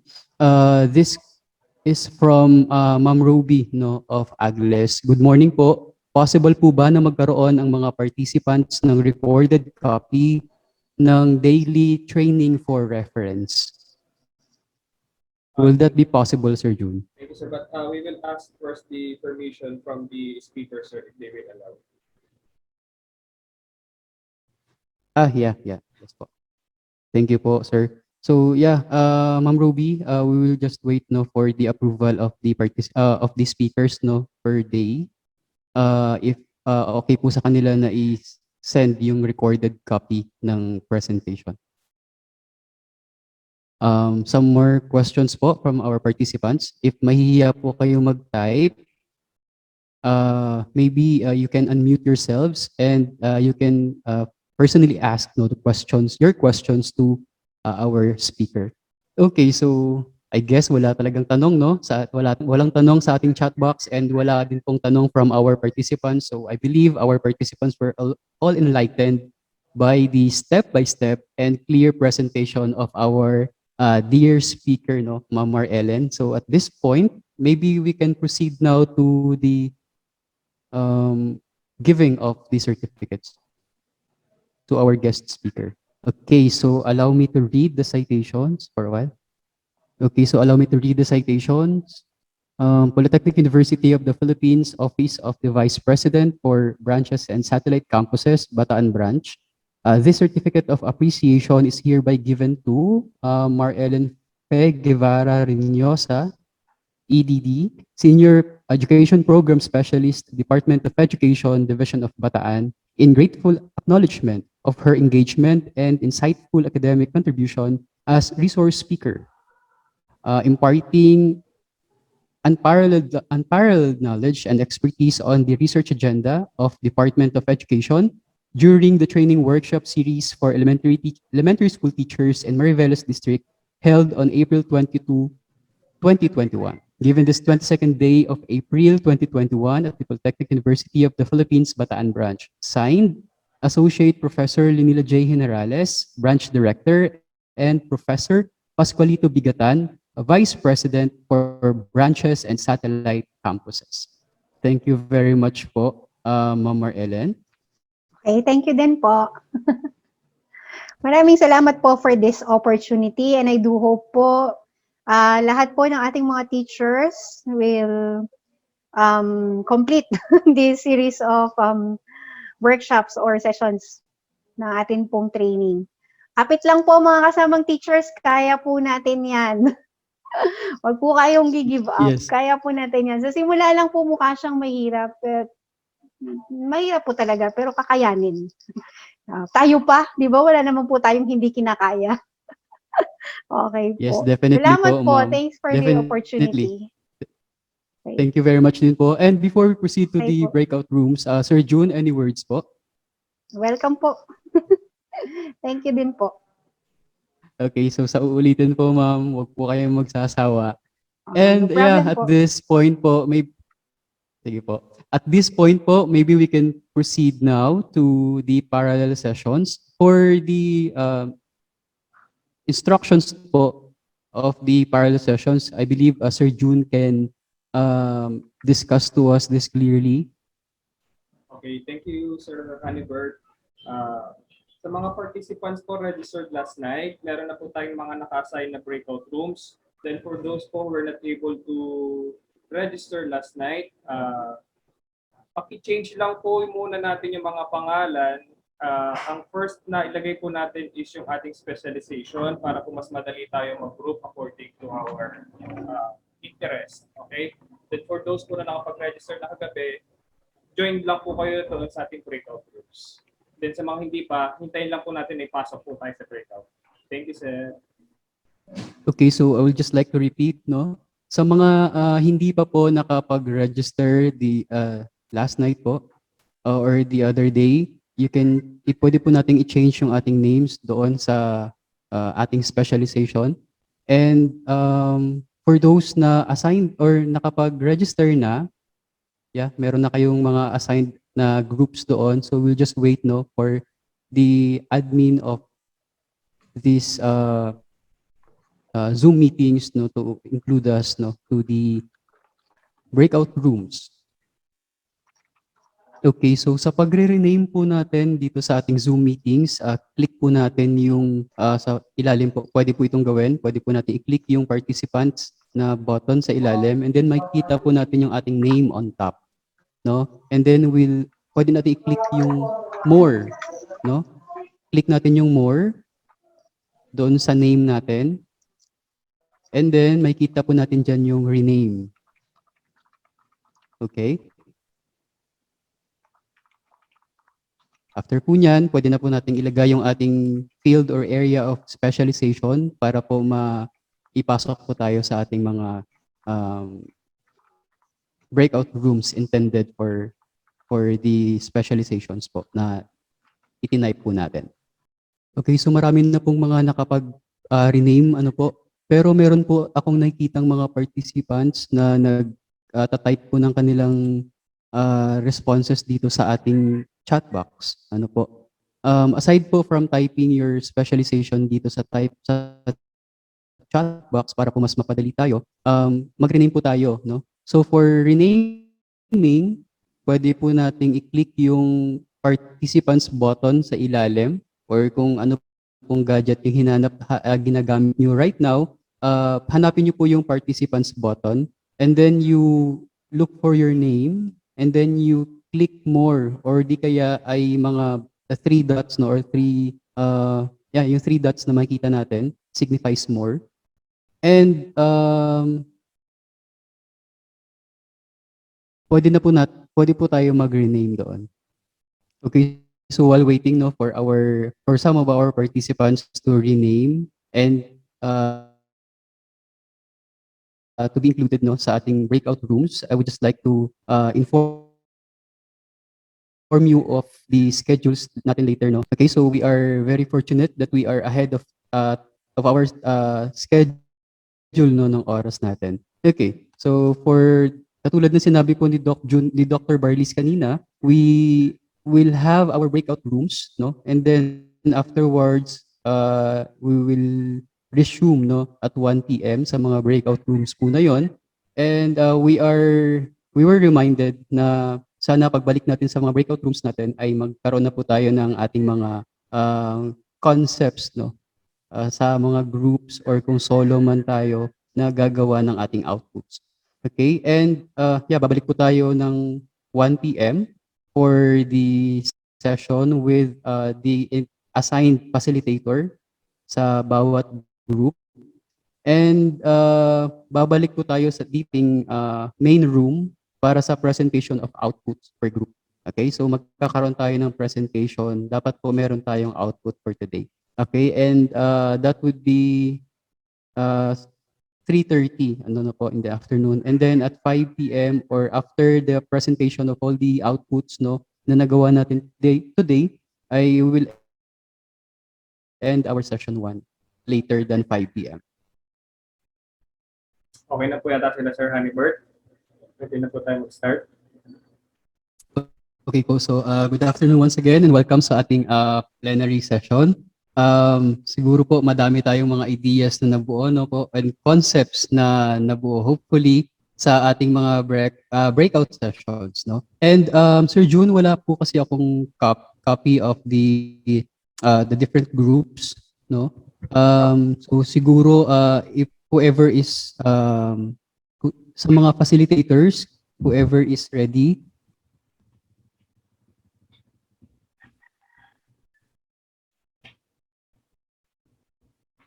Ma'am Santos, pwede na po kayo mag-start.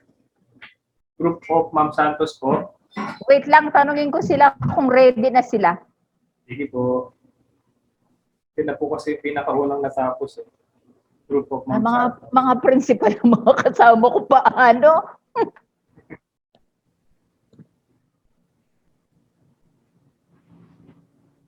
Sir June, Yes po. this is Edlin. Apo ma'am. I think we did something wrong. Ay, ano po ma'am? We did something wrong. With the English, English po. akala ko with the respective parallel, doon nila ipe-present. Pero okay lang din naman. Apo, para na-check niyo ma'am. They were able to present it. Tapos na-counter check ko naman. So, Apo. pwedeng i-represent na lang uli nila pala dito. Apo, tama po ma'am. Mas maganda po yun. At least Yun, ganun ang nangyari. Oh, that's exactly what we did. Sa Ayun, grupo ko rin. kala ko po No. nag-iisa ako eh. Hindi.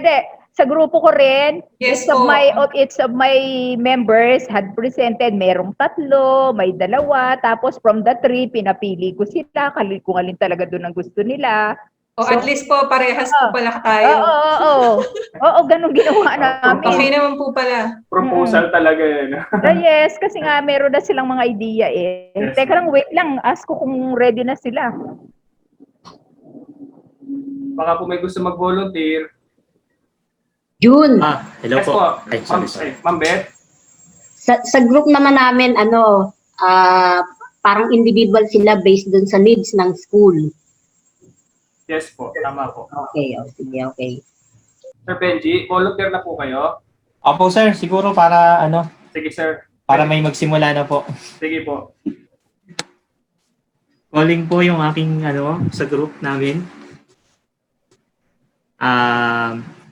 Okay. Tatawagin ko na lang siguro sir yung name nung magpe-present para Sige po sir. sige po. Okay. Let's begin with Sir Leo. Sir Leo po.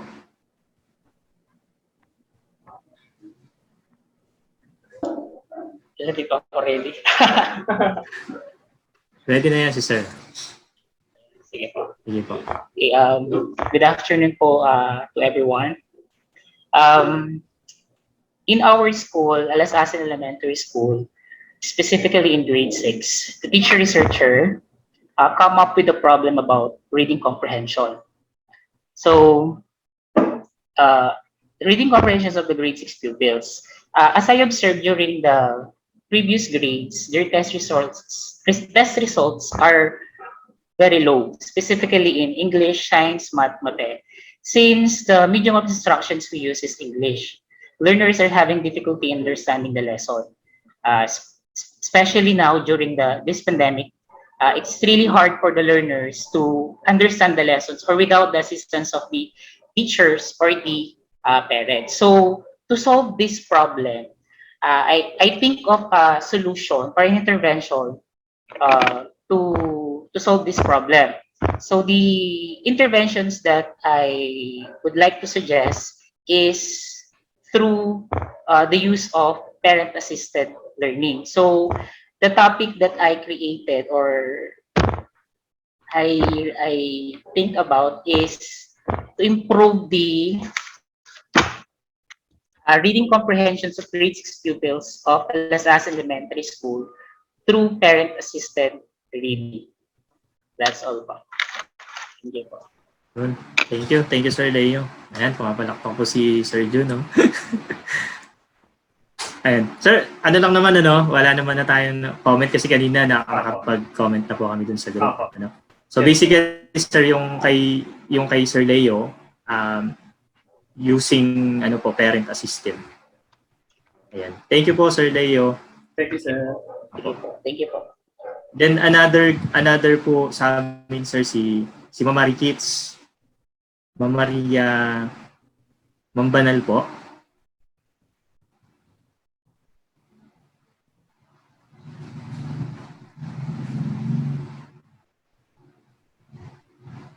Hello po. Ma'am Crazy or Ma'am parang ito si Ma'am Crazy. Good afternoon po. Okay po. Yan na po si Ma'am Marikits po. Si Ma'am Crazy po to. Ay, sorry.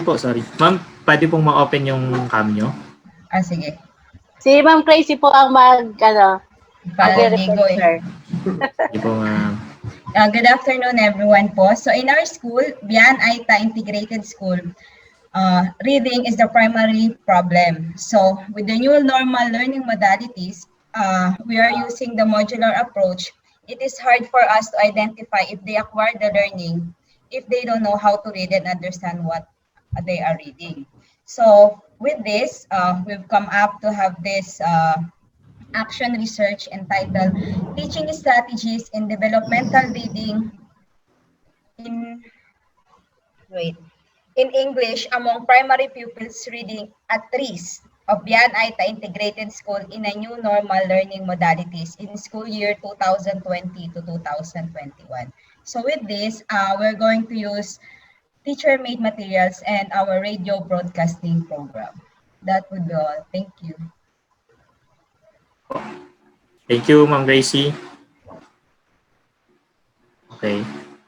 So yun naman sir, yung kanilang focus ay using their teacher-made material, and yung platform po to do this is their radio broadcasting station or RBI modality. Okay. Another po yung kay Ma'am Elsa Pumatay.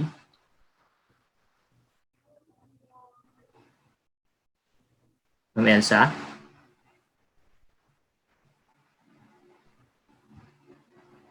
Baka wala pong Kanina kasi nagsabi siya ng medyo unstable po yung internet. Tawag po ulit ako na isa pa, si Sir McKevin of Ipag Elementary School. Hello po, good afternoon po. Okay. Yes, sir. Bali po sa amin po sa Ipag Elementary School, bali po nakita po namin yung mga primary pupils po namin is nahihirapan po sa reading, na even though sa especially po sa word recognition po ng bata. Bali po by this po nag-come up po kami to improve the word recognition skills of primary students for pupils po natin. Hindi pag bibigyan po namin sila ng mga approach example po namin is isa po sa mga gagamitin po namin is yung recorded video presentation, kasi po baka po pag yung ibang modalities po yung ginamit namin, baka hindi rin po maituro ng mga parents, baka po mas mahirapan po sila, kaya po magkakaroon po kami ng video presentation na recorded po na ginagawa po naman namin ngayon po sa school namin. Okay. Hello sir, okay na po ba? Apo. Thank you po Sir Kevin. Yung sa kanila sir, about instructional videos po ng mga reading instructions that would be given to students po. Yan. And then sir, meron kaming isang participant doon kanina na hindi po siya nakapasok nung umaga. Tapos nung pumasok siya nung hapon, hindi din po namin siya makausap ng maayos kasi very unstable po yung internet dun sa lugar. I-assignment ko na lang yun sir na sesend na lang niya sa akin, tapos mag-usap na lang siguro kami asynchronous. Sige po. Ayun po. Okay na po. Mayroon pa po ba tayo na miss sa group natin? Reading group. Yeah. Sino po? Wala na po yata. Wala na po. Okay na po sir. Okay, thank you sir. Thank you po. Ma'am Glo, ready na po kayo? Bukang kong magtawag. Sige po. Mga principal ang mga kasama ko eh. Sige po, ma'am. Ma'am Marge, Ma'am Elda. Yes po, ma'am. Baby, pwede na po tayo daw. Yes po, ma'am. Okay, so good afternoon everyone.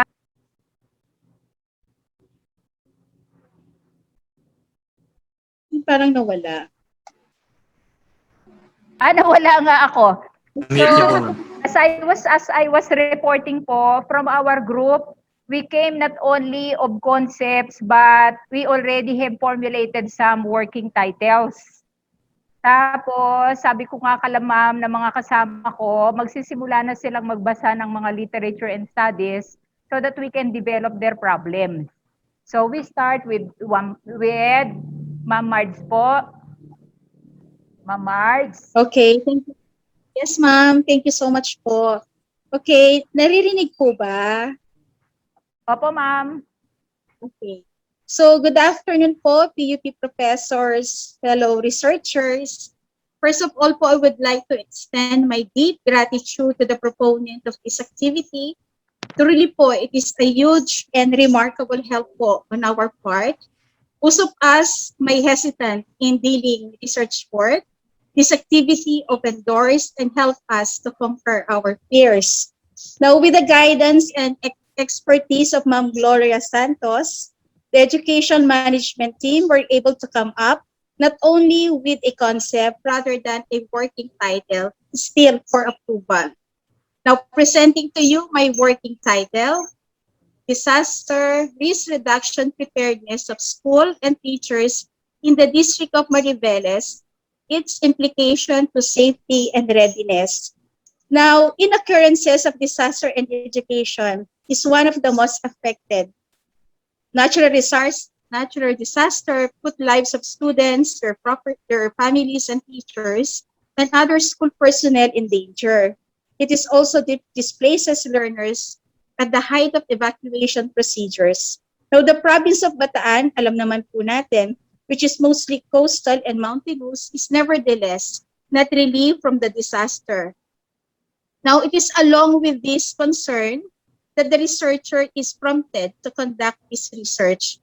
Now, it aims to provide an assessment of the current status of the preparedness for the disaster. Now, the result of this will be used as the basis for the formulation of valuable action for the school safety and readiness in the disaster. So, ayun po. So, once again, thank you po, especially to Ma'am Glo and kay Ma'am Lian na nag-encourage po sa amin na maki-join po dito po sa inyong research work. Thank you. Thank you, Ma'am Marge. Thank you na po. Shall we proceed with our next member? Si Ma'am Jen, para hindi na po tayo lumipat ng school. Ma'am Jenny?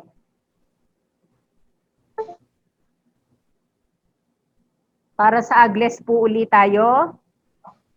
Then we move to sa ibaba kay Ma'am Pebi.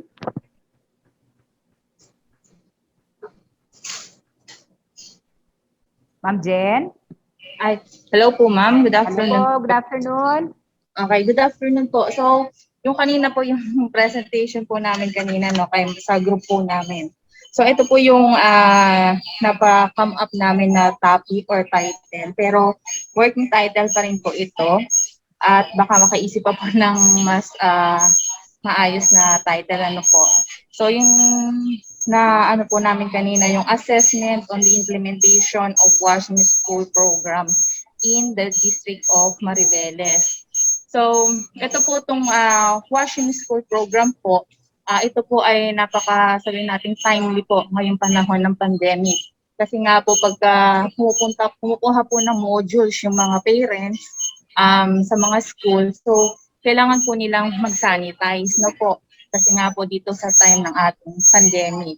So, diniscuss rin po namin kanina no, kung possible po ba pag nagkaroon po ng tinatawag ng assessment o i-assess yung mga wash facilities or yung mga hand washing facilities sa mga school, kung paano po ito gagawin. So, may mga suggestions po na pwede itong through video presentation kung mayroon nga po yung mga facilities na yun, kung available nga po iyon. Or pwede din pong visitation. Siyempre po, kailangan po nating sundin yung mga health protocols po. So yun lang po. Thank you po. Okay, salamat po Ma'am Jen. And then, let's proceed. Ma'am Pebi, nandiyan ka pa? Yes po, yun nga po. Ang title po, Measuring Enable Capacity of Master Teachers, School Heads to the Teachers in Terms of ICT Services and Practices. So nowadays po, dahil po pandemic, mahalaga po and very important to apply, to innovate the ICT in learning processes. Katulad po ng ginagawa ng may mga teacher na pong nag-cite na kanina ng mga ICT. So kami, as a school head, how can we help to equip the teacher dito sa Mariveles District po? And dito po sa studies na to, we will formulate o mag-iisip po kami ng measurement kung gaano siya ka-impact to determine the level ng pag-mentor sa kanila. At yun po, yun lamang po. Okay, thank you Ma'am Pebs. So yun sa kanila yung mga, ang i-assess ni Ma'am Pebi, yung mga mentoring practices ng school heads. Maganda. So makikita natin kung paano silang nakakatulong. So thank you. Shall we proceed? Upper Mariveles na tayo kay Ma'am Elda. Ay, hindi pala. Beps pala si Ma'am Elda. Nasa isip ko alas asin. Okay, good afternoon po. Good afternoon po sa lahat. Okay, so after po kanina ng brainstorming that we have conducted during the breakout sessions, ito po yung na-come up naming title. So actually, ito pong title na, working title na pinipresent ko ngayon is parang ano na rin siya, sa tingin ko, posibleng maging sagot din doon sa mga current problem na na-encounter ko rin sa school recently. So ito po yung aking working title, Impact of Mental Health Webinars or Trainings on the Work Performance of School Personnel. So that pre-COVID or pre-pandemic, hindi natin masyadong nabibigyang pansin po yung mental health ng ating mga school personnel. Pero nang dumating po itong si COVID, we all know na hindi lang school personnel ang posibleng nagkaroon ng effect, hindi lang mga school personnel, kundi halos lahat tayo ay nagkaroon ng malaking impact sa ating mental health itong nangyaring pandemic na hindi natin po napaghandaan. So the researcher wanted to focus on how yung mental health nitong mga school personnel will affect their performance sa paaralan. So, yun po. Hopefully, makatulong ito na ma-address po yung mga nagiging problema hindi lang sa aming paaralan, kundi sa iba pang paaralan sa District of Mariveles. Yun lang po. Salamat po. Salamat, Ma'am Elda. Akyat na po tayo. Talagang Upper Mariveles na. Ma'am Geraldine. Ma'am Geraldine, dalawa po yung kanyang pinupropose. Sabi ko, tingnan niya kung alin yung may mas mabigat na impact sa community. Ma'am Geraldine?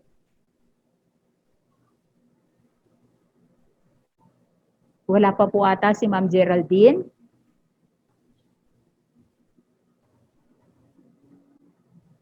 Baka mamaya humina ang signal ni Ma'am kasi salukanin siya eh. Tapos yung isa pa pong member pa po namin sa Alyun naman na kaninang ongoing yung brainstorming namin nawawala. Ma'am Manimtim, nandiyan ka po? Naku, baka na walang connection sila sa bandang itaas. So, wala po si Ma'am Geraldine. Siguro sir, pagka nakita nating nakabalik sila, tawagin na lang natin ulit. Sige po, ma'am. Dalawa po yung aking kasama na mukhang nawala ng connection. So perhaps we can give them time kung makaka-join sila later. So maraming salamat po doon sa mga principals na kasama natin. Talagang nakita ko kanina yung enthusiasm nila na talagang makapag-produce. Sabi ko nga, kayang-kaya po iyon. Okay, we proceed to the next group. Thank you, ma'am. Next group po, Ma'am Edlin. Pwede na po kayo? Yes, sir. Sige po. Good afternoon, everyone. Present ko po yung presentations and outputs ng group namin from English. May I call on Sir Ethan? Sir Ethan? Hello, ma'am. Good afternoon po. Go ahead, sir. Okay.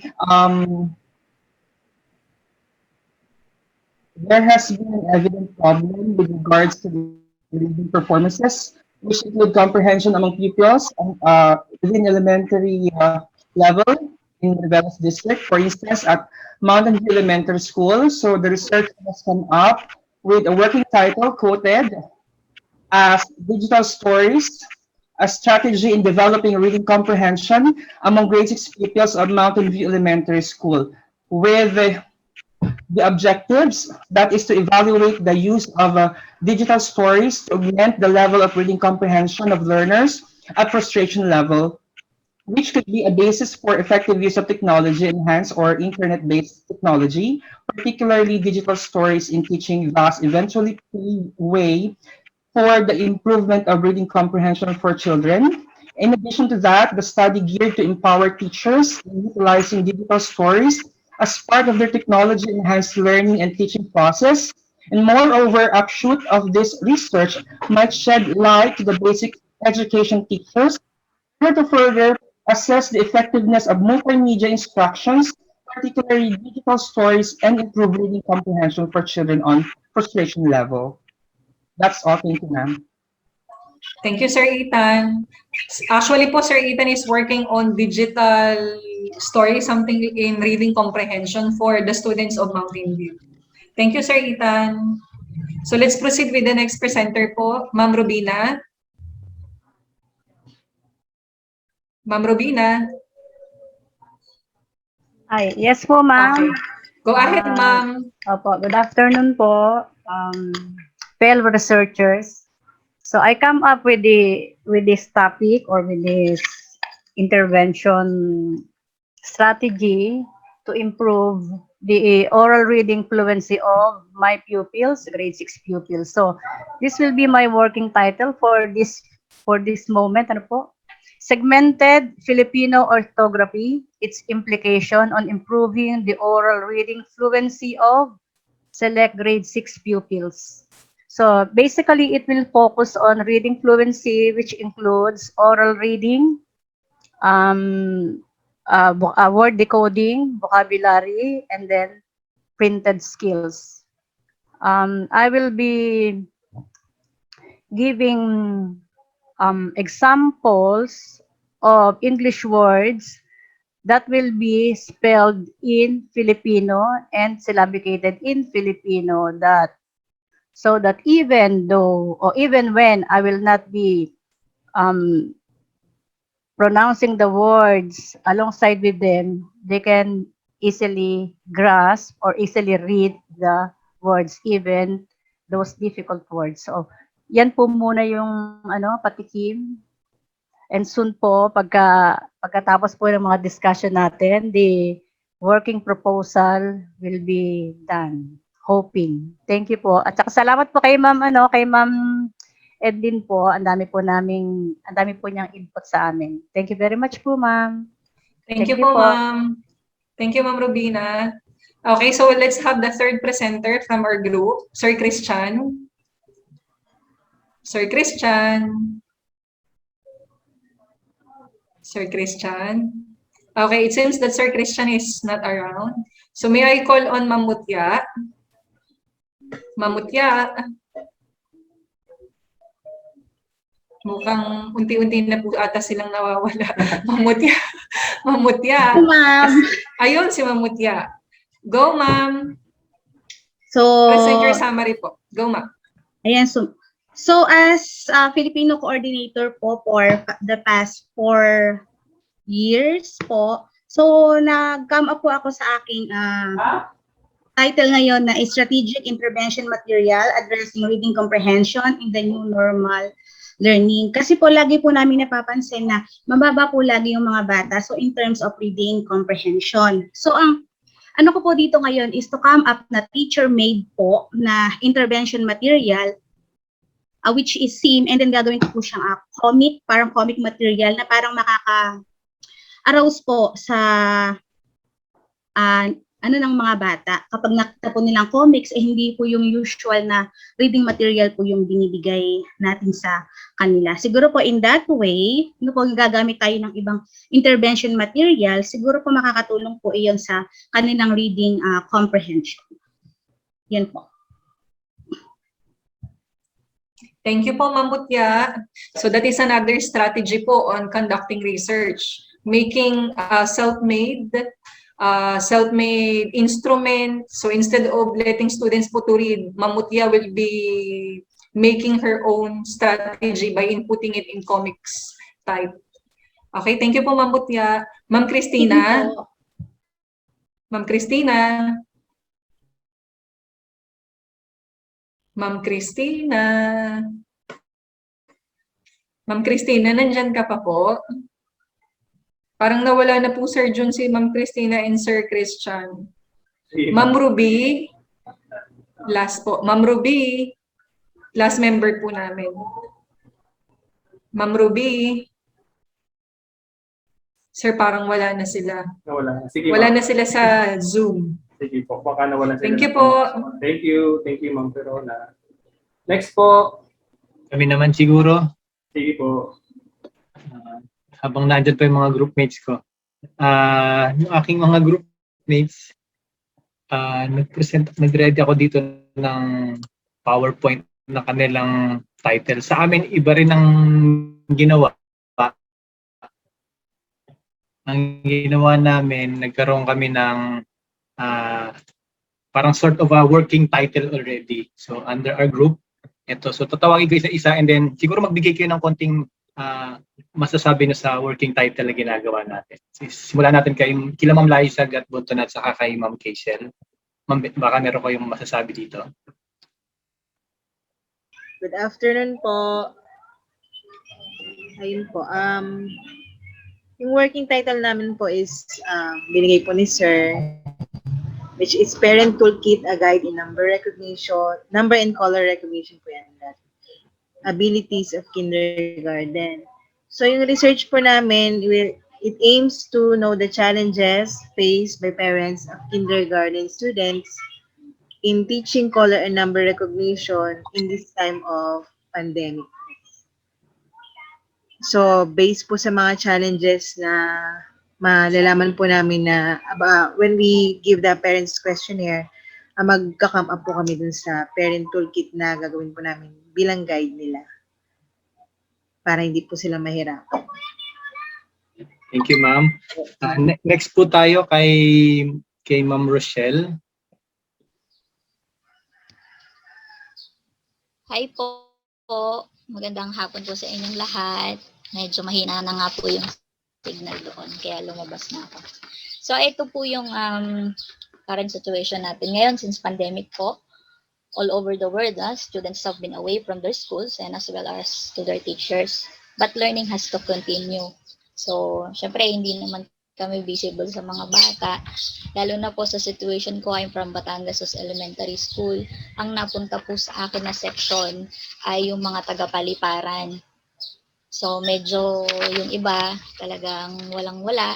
Hindi ko sila ma-reach by video call or hindi sila pwedeng mag-output ng performance task through videos kasi nga po wala silang gadgets. So, isa pa yon. And then, meron iba, DepEd lang. And then, yung major problem talaga is non-reader yung parents. So, paano natin makukontinue yung education na gustong i-attain ng DepEd? So, ito yung workout ko kasi ito yung current situation na nahihirapan ako na sana makatulong din sa iba pang mga kasama natin mga teachers dito sa district ng Mariveles. And I am very much thankful po kay Sir Francis as well as kay Ma'am Leanne. Thank you po sa chance. Thank you po at well blessed po ang Mariveles district. Ayun lang po. Thank you. Okay, thank you ma'am. Ang next po natin ay si Ma'am Chris.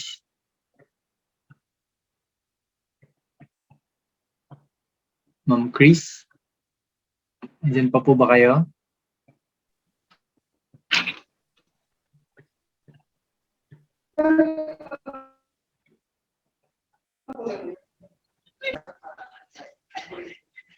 Good afternoon po. So, since nandito po tayo ngayon sa pandemic situation, aside po sa reading, isa po sa nakikita po namin na burden po ngayon ng teachers is paano po ma-enhance o mai-improve po yung teaching in mathematics.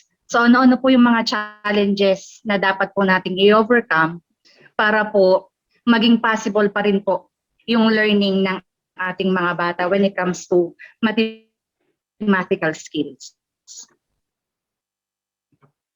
Thank you, ma'am. Next po tayo kay Ma'am Lorna. Yes, sir. Good afternoon. My title is all about computer-aided instruction, an effective way to improve pupil skills in solving physics problems. So why I come up with this kind of study? So at this time of pandemic, the medium of instructions are very important to a well-rounded education in the 21st century. So to be able to enhance the teaching and learning of the key concept in science, wherein some physics topics get given an attention regarding this, especially in the grade 6 pupils. So, as a researcher, this study entitled, I'm going to select some of the topics, innovation, which is the computer-aided instruction. So, to be able for me to give an attention to have a good intervention, to be able for the pupils to have a good results in solving physics problem, which is some of you may ask, physics, is there physics in elementary? So if you're going to correct me, it's still part of science. But if we are going to consider some like kinetic energy, velocity, the computation of acceleration, etc. So this is part of physics. So dito nahirapan yung mga bata.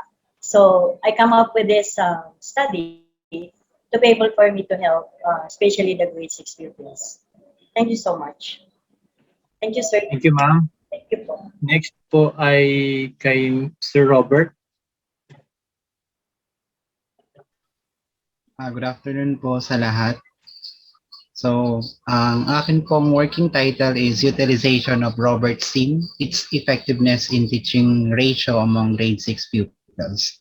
So, kasi po sa naging result ng aming second quarter, marami po sa mga estudyante ang mababa po ang pagkakaintindi para po sa these mastered skills result na provided po ng aming math coordinator. Yung more on ratio po sila nahihirapan. So I have created a sim for ratio, and I would like to measure the effectiveness of that sim for me to be able to help my students in terms of computation with regards to ratio. So thank you po, sir. Thank you po sa lahat. Okay, so that's all. Ilan po yung aking mga group mates. Thank you, sir. Ma'am Beth, pwede na po kayo? Ma'am Beth, Tulong Bayan. Hello. Hello, ma'am, sir. Good afternoon. So, yung team naman namin, actually, kaninang umaga pala, walang nag-attend sa kanila. So, nito lang hapon. So, nag-cramming kami doon sa pag-ano nung titles. So, nakapag-decide naman kami kung ano yung magiging titles naman nila. And then, sabi ko nga, ayun, mag-prepare sila ng parang pinaka-summary lang, parang presentations para ma-present ngayong 3:30. Ngayon, wala na kaming chance na mag-usap para tanungin ko sila kung okay na eh. Pero tawagin ko si Ma'am Melissa.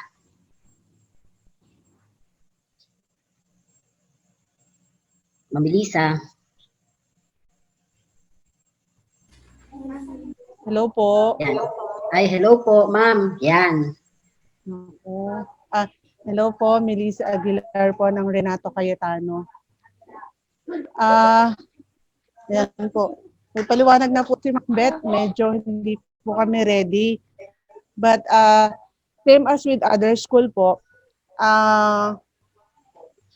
reading difficulty talaga po yung very crucial na problema ng bawat school.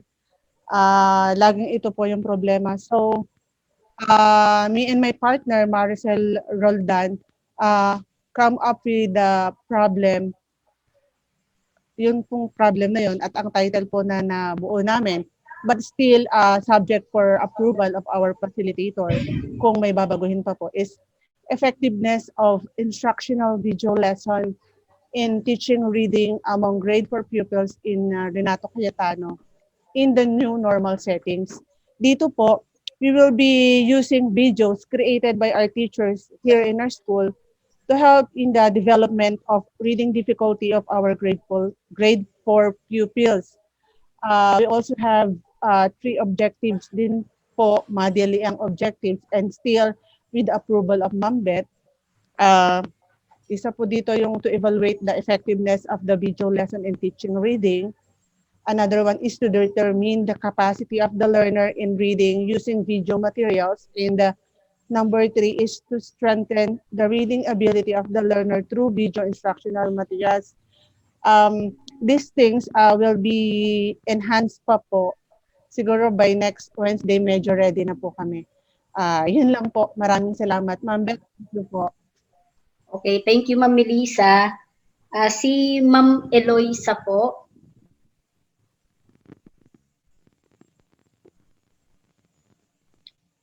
Thank you, Ma'am Melissa. Ma'am.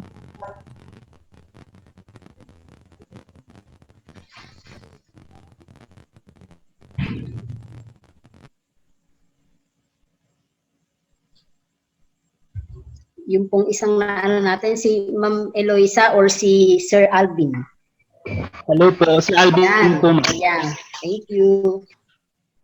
So, my working title, hoping it is right, for approval pa po. So, ang aking title na naisip is Higher Order Thinking Activities, Its Effectiveness in Improving Reading Comprehension of Grade 4 Pupils. So, sabi nga nila, the pupils without solid foundation of reading skills will be struggling hard in schooling, especially in this time of pandemic. Understanding the lesson on their modules is a burden to them, of course. Answering why or how seems hard for them in this school year. And in this study, it will be important for my pupils to have proper recognition of uplifting or developing my learners' comprehension by the use of higher order thinking activities appropriate to them. Since grade 4 is a starting year for understanding English better, deeper, and useful information, I came up to know how effective the HATS activities in reading skills or comprehension using my class. Since alam naman po natin yon, so ini-measure ko lang po. Since my learners already know how to read and write, but the comprehension is a big problem, especially in this school year.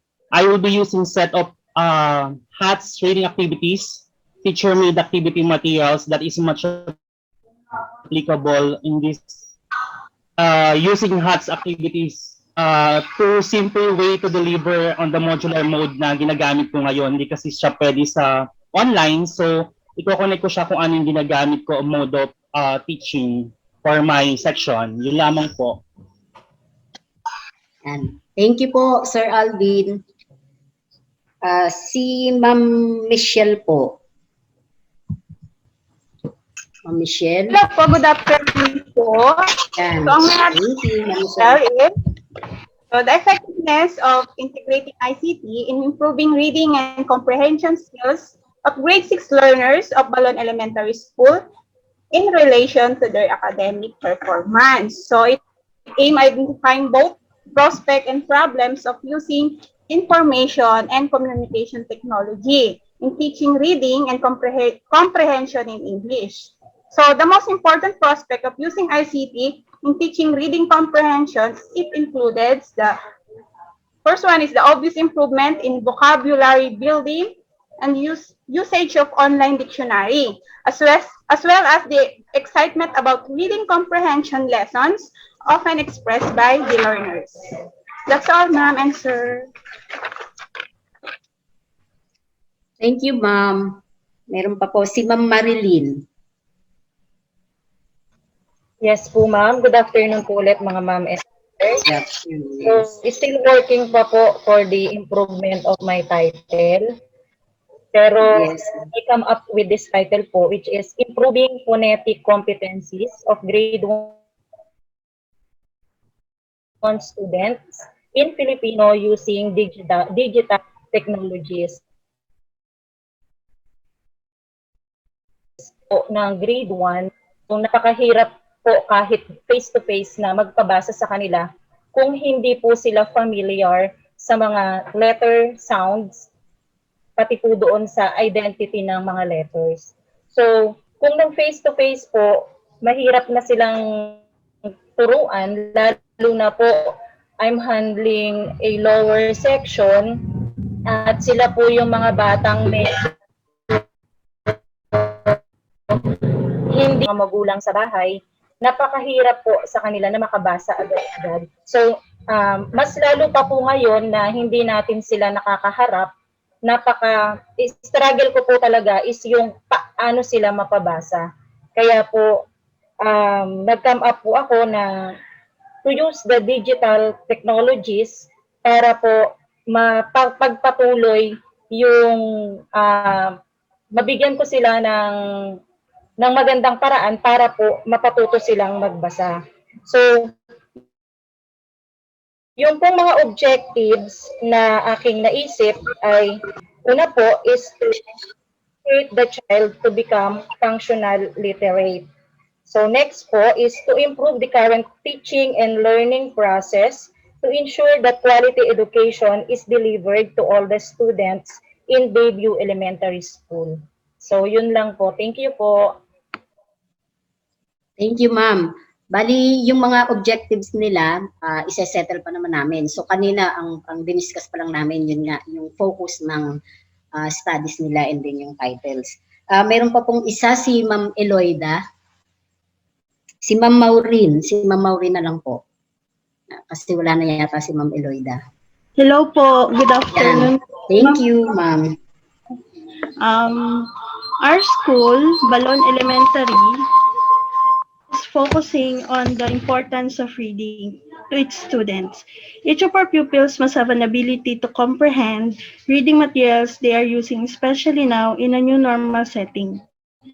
In order for continuous learning of our pupils in their home, the researcher come up of a concept about the effectiveness of digitalized reading materials in relation to the reading comprehension of grade 3 pupils of Balan Elementary School in the new normal setting. Excuse me po.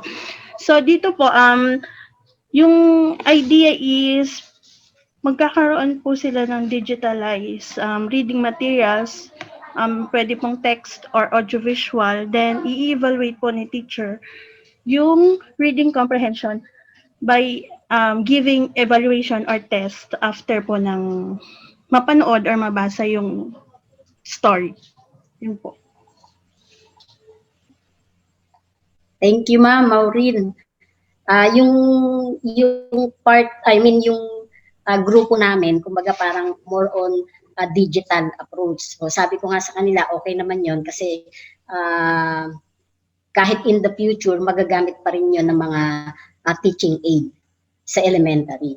So yun na, tsaka kumbaga parang napapanahon siya. Yun lang, Sir June. Thank you, Ma'am Beth. Thank you po. Sino po isa natin from Sir, yung from PUP Ragay? Science group.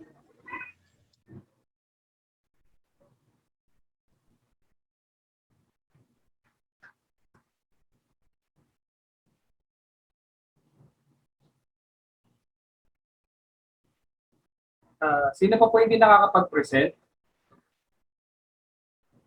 Doc June kami po. Ay, sige po, sir. Sige po. Marami na yun. Okay, so yung aking pong mga kasama ay hindi ko po na-meet kaninang umaga. So, yeah.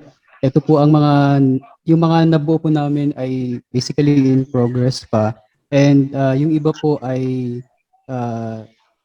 gagawa pa ng mga madaming readings ng mga related literatures para po ma-finalize po yung mga concepts na naisip po nila. But nevertheless, ito po yung mga members of the group. Let's start with Ma'am Nestle. Hello po.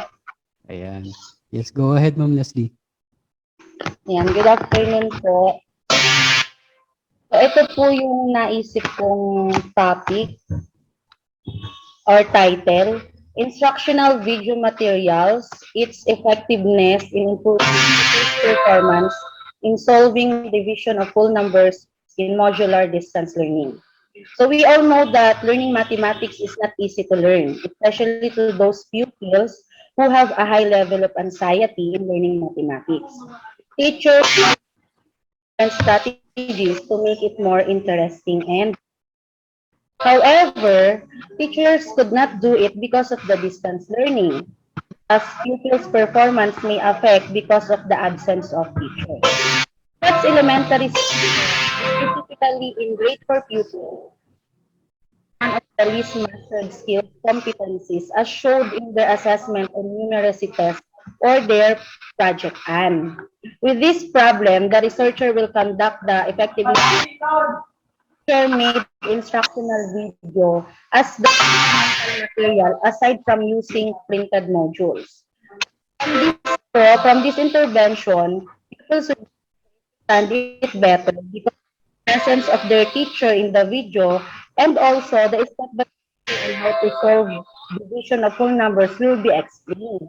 One more thing, the effects of the video, the colorful pictures presented in the video will make the pupils interested in lesson. So that's it po. So, Thank you very much po, Ma'am Leslie. Actually po, ang intervention material na, excuse me, suggested no by Ma'am Leslie is the instructional video materials no, in the hope of improving the pupils' performance in the competencies such as division of whole numbers. Okay po. And next po ay we have Ma'am Leslie. Ma'am Leslie. Hi, good afternoon po. Go ahead po, Ma'am Leslie. Sa school po namin sa Baby UES, and mostly din naman po ng mga school, may difficulties po sa literacy, comprehension, and numeracy po ng mga students. Sa akin po, based po sa experience ko nitong pandemic and nung face-to-face, napansin ko po na kung ang isang bata po ay hindi nakakabasa at hindi nakakaintindi, fall po niya, nahihirapan din po siya sa subject ng math and nahihirapan po siya sa numeracy. Mahihirapan po magsagot yung bata kung hindi po nakakabasa, nakakaintindi. Then, hindi niya rin po maintindihan yung instruction sa math. That's why po, nag-conclude po ako sa concept na to, pero temporary lang din naman po for improvement pa rin po. Improving the functional mathematical literacy of grade 2 students using interactive audio instructions. Wherein gagamit po tayo ng audio, pwede pong recorded, pwede rin naman po na, usually po kasi sa school po namin, meron po nung announcement area na rinig po ng buong housing, ng buong community po ng school namin. Then, mag-set po ako ng time kung kailan po ako mag-a-announce ng certain problem, and then yung mga bata po syempre isa-set din po nila yung time na yon na ay gantong oras magbibigay si ma'am ng activity. Then yung following objectives po is the proposed research has the following objectives. First, to educate the child to become mathematically functional literate. Second, to improve the current teaching and learning process to ensure that quality education is delivered to all the students in Bayview Elementary School. And the third one, to uplift the current academic status of the Filipino learners through the use of innovative and creative ways of teaching. Yun po. Okay po. Thank you very much po, Ma'am Leslie. Work in progress po. Next po ay let's proceed now to or with Ma'am Marcy. Ma'am Marcy. Po, sir. Good afternoon po. Good afternoon po. I come up po with this, and my working title is uplifting the performance of DepEd learners of Batangas Dos Elementary School through the integration of digital or printed comic strips entitled Super Mato, the Math Super. In the midst of pandemic where learning never stops, the new normal school year has been started or opened with the use of modules as mode of delivery of learnings. So mathematics, we can say, is one of the most difficult subject and even in normal classroom situation. And most especially now, in this time of pandemic, wherein face-to-face is not possible. So mathematics through the use of modular approach gives burden on the part of learners and learning facilitators as well. So the concept or the competencies to be learned of the learners are hardly discussed and difficultly presented in the modules. And the learners having self-learning in time of pandemic have so much stress and crisis zone. So crisis to understand, to be able to learn the lessons, and crisis to motivate oneself. Result, low proficiency in the assessment based on the summative and performance task results. So with this, the researcher came up into an idea of integrating comic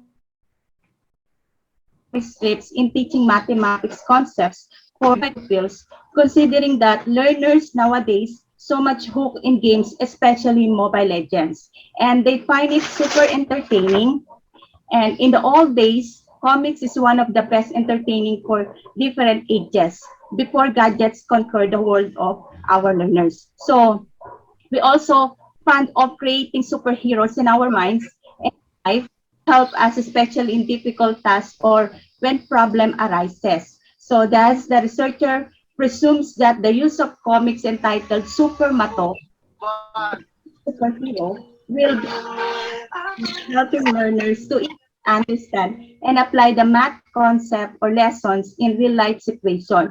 The application of real life situation and inculcating virtues and also comic. Yan po, sir. Thank you very much po, Ma'am Marcy. Actually, Ma'am Marcy would like to incorporate or use the comics as an intervention in improving mathematics performance of her students. Next po, let's proceed with Ma'am Sherry Hill. Yes po, hello po, good afternoon po sa lahat. So, ito po yung aking nabuong concept na work in progress pa rin po, marami po pong dapat i-improve. So, ang title po is Evaluation of Marunko Approach to Grade 1 Pupils, Basis for a Proposed Viable Reading Program. So, nagkamba po ako sa ganitong study, sa ganitong idea, kasi po sa amin po sa grade 1, ang ginagamit po naming reading technique is Marunko Approach. So, gusto ko pong evaluate po ang effectiveness po nito under new normal since wala po tayong face-to-face ngayon. So dumidepende lang po ang mga bata doon sa guidance po ng kanilang magulang. So, ang ano ko po sa concept na ito, dito po tayo magbabase kung ano po yung pwedeng reading additional intervention or program po na pwedeng gawin para po mag-improve yung reading ng mga grade 1 pupils namin. So, yun lamang po. Thank you very much po, Ma'am Sherry Hill. And next po, I see Ma'am Fernaline. Good afternoon po sa lahat.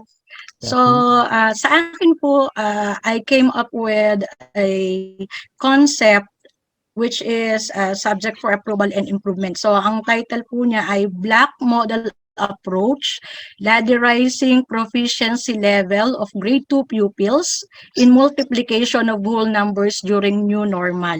So, bakit po ito po yung aking naisip na title? So, alam naman po natin na mathematics is one of the core subjects that is being taught to the learners, and the learners are expected to master the necessary skills associated with the subject. However, many pupils in the primary level are struggling in terms of the mathematical competencies they should acquire.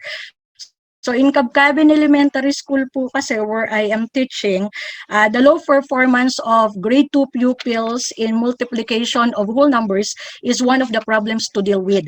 So with this, I am very positive that the use of black model approach as one of the solution will definitely benefit our pupils in improving their performances, especially in multiplying numbers. Yun po. So, yun lang po, sir. Thank you very much po, Ma'am Fernaline. And last po, from the group, I see Ma'am Melody. Ma'am Melody. Okay po. Good afternoon po. So, yung akin pong problem is entitled Problem Solving and Reading Comprehension, Skills for Solving Word Problems in Grade 6 Pupils. So we all know that the importance of problem solving in mathematics education cannot be overstated. Mathematics is an important topic in general because of its functional application to individuals and society as a whole. So however, a student must have a strong reading comprehension. So alam naman po natin na talagang hirap po ang mga bata sa comprehension skills in terms of comprehension po, lalo na sa mathematics po. And aside from reading comprehension, as well as the analytic and computational skills din po, before he can effectively solve a problem. So mathematical problem solving and reading comprehension go hand in hand. So these two, the students must use these two skills at the same time to solve math problems. So reading and calculating. Sinasabi nga pong it is a two-edged sword to be sure. Para nga daw po magkaroon ng ma-improve po yung ating solving word problem skills ng mga bata. As a public school teacher po of grade 6 mathematics in Townside Elementary for 13 years, I have encountered many pupils who are poor in both comprehending and analyzing math word problems. Yung cause po nun, yung mga causes po nun, is the first is limited vocabulary in mathematics. And second is the lack of technique in solving word problems. So yun po yung nakita kong pinaka-problem po nun. So, kaya po nag-come up po ako ng objective. May ginawa lang po akong dalawang objectives. First is improve the pupils' limited vocabulary and enhance reading comprehension ability of the students. And second is to develop their techniques in solving word problems. So yung materials po na pwede kong gamitin, yun po yung pinag-iisipan ko po kung applicable po ba yung sinasabi ko po kay Sir Honeywell kanina na gagawa po ng glossary or of terms of mathematical terms in every chapter or quarter of the grade 6 math subject, and as well as monitoring comprehension and metacognition approach din po. So yun lang po, sir. Thank you very much po, Ma'am Melody, and sa rest po ng group mates ko or sa mga under sa group na to, thank you very much po and congratulations po. Sir June? Okay, thank you, sir. And then meron po tayo dito from the group of Sir Ernie. Pwede na po tayo mag-present. Group of Sir Ernie po. Yes, good afternoon po. Yes, Ma'am Liza po from Agles. So, isa po sa problema po na kinaharap po natin ng ating po mga bata, lalo na po sa grade 1. Ay, since tayo po ay nasa new normal way of at tayo po ay nasa modular learning, my partner, Ma'am Tony Jane, come up with the title, The Effectiveness of Audio-Assisted Instruction in Improving the Reading Fluency of Grade 1 Pupils. So since nagbibigay po tayo ng module sa mga bata, mahihirap ang mga bata na mag-base lang po dun sa module mo.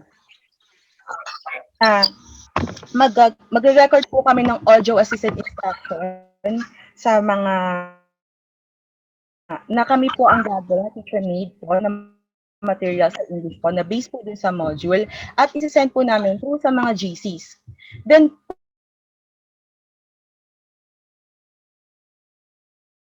po, dun naman po sa mga walang access po sa mga GC o sa mga group chats, po namin silang tawagan para marinig po nila yung tamang pronunciation, yung mga phonics.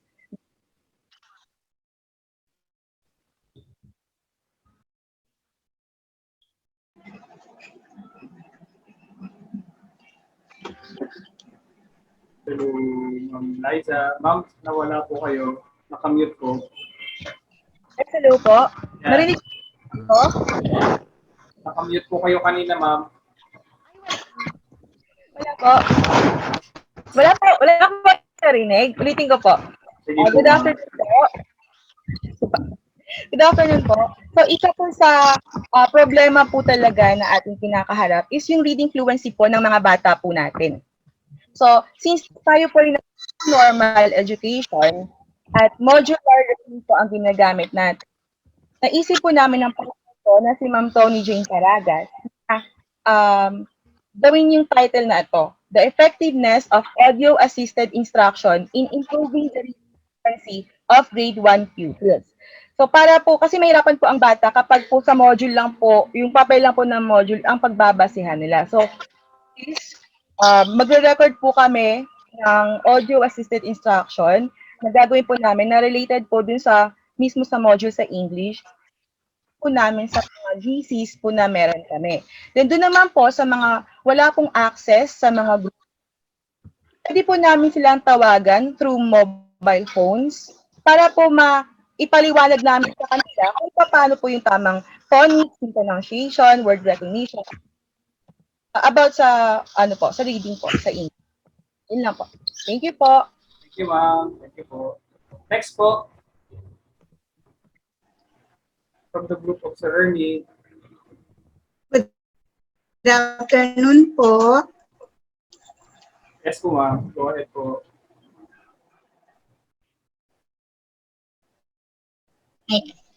Ako po, sa group po ni Sir Ernie po, sir.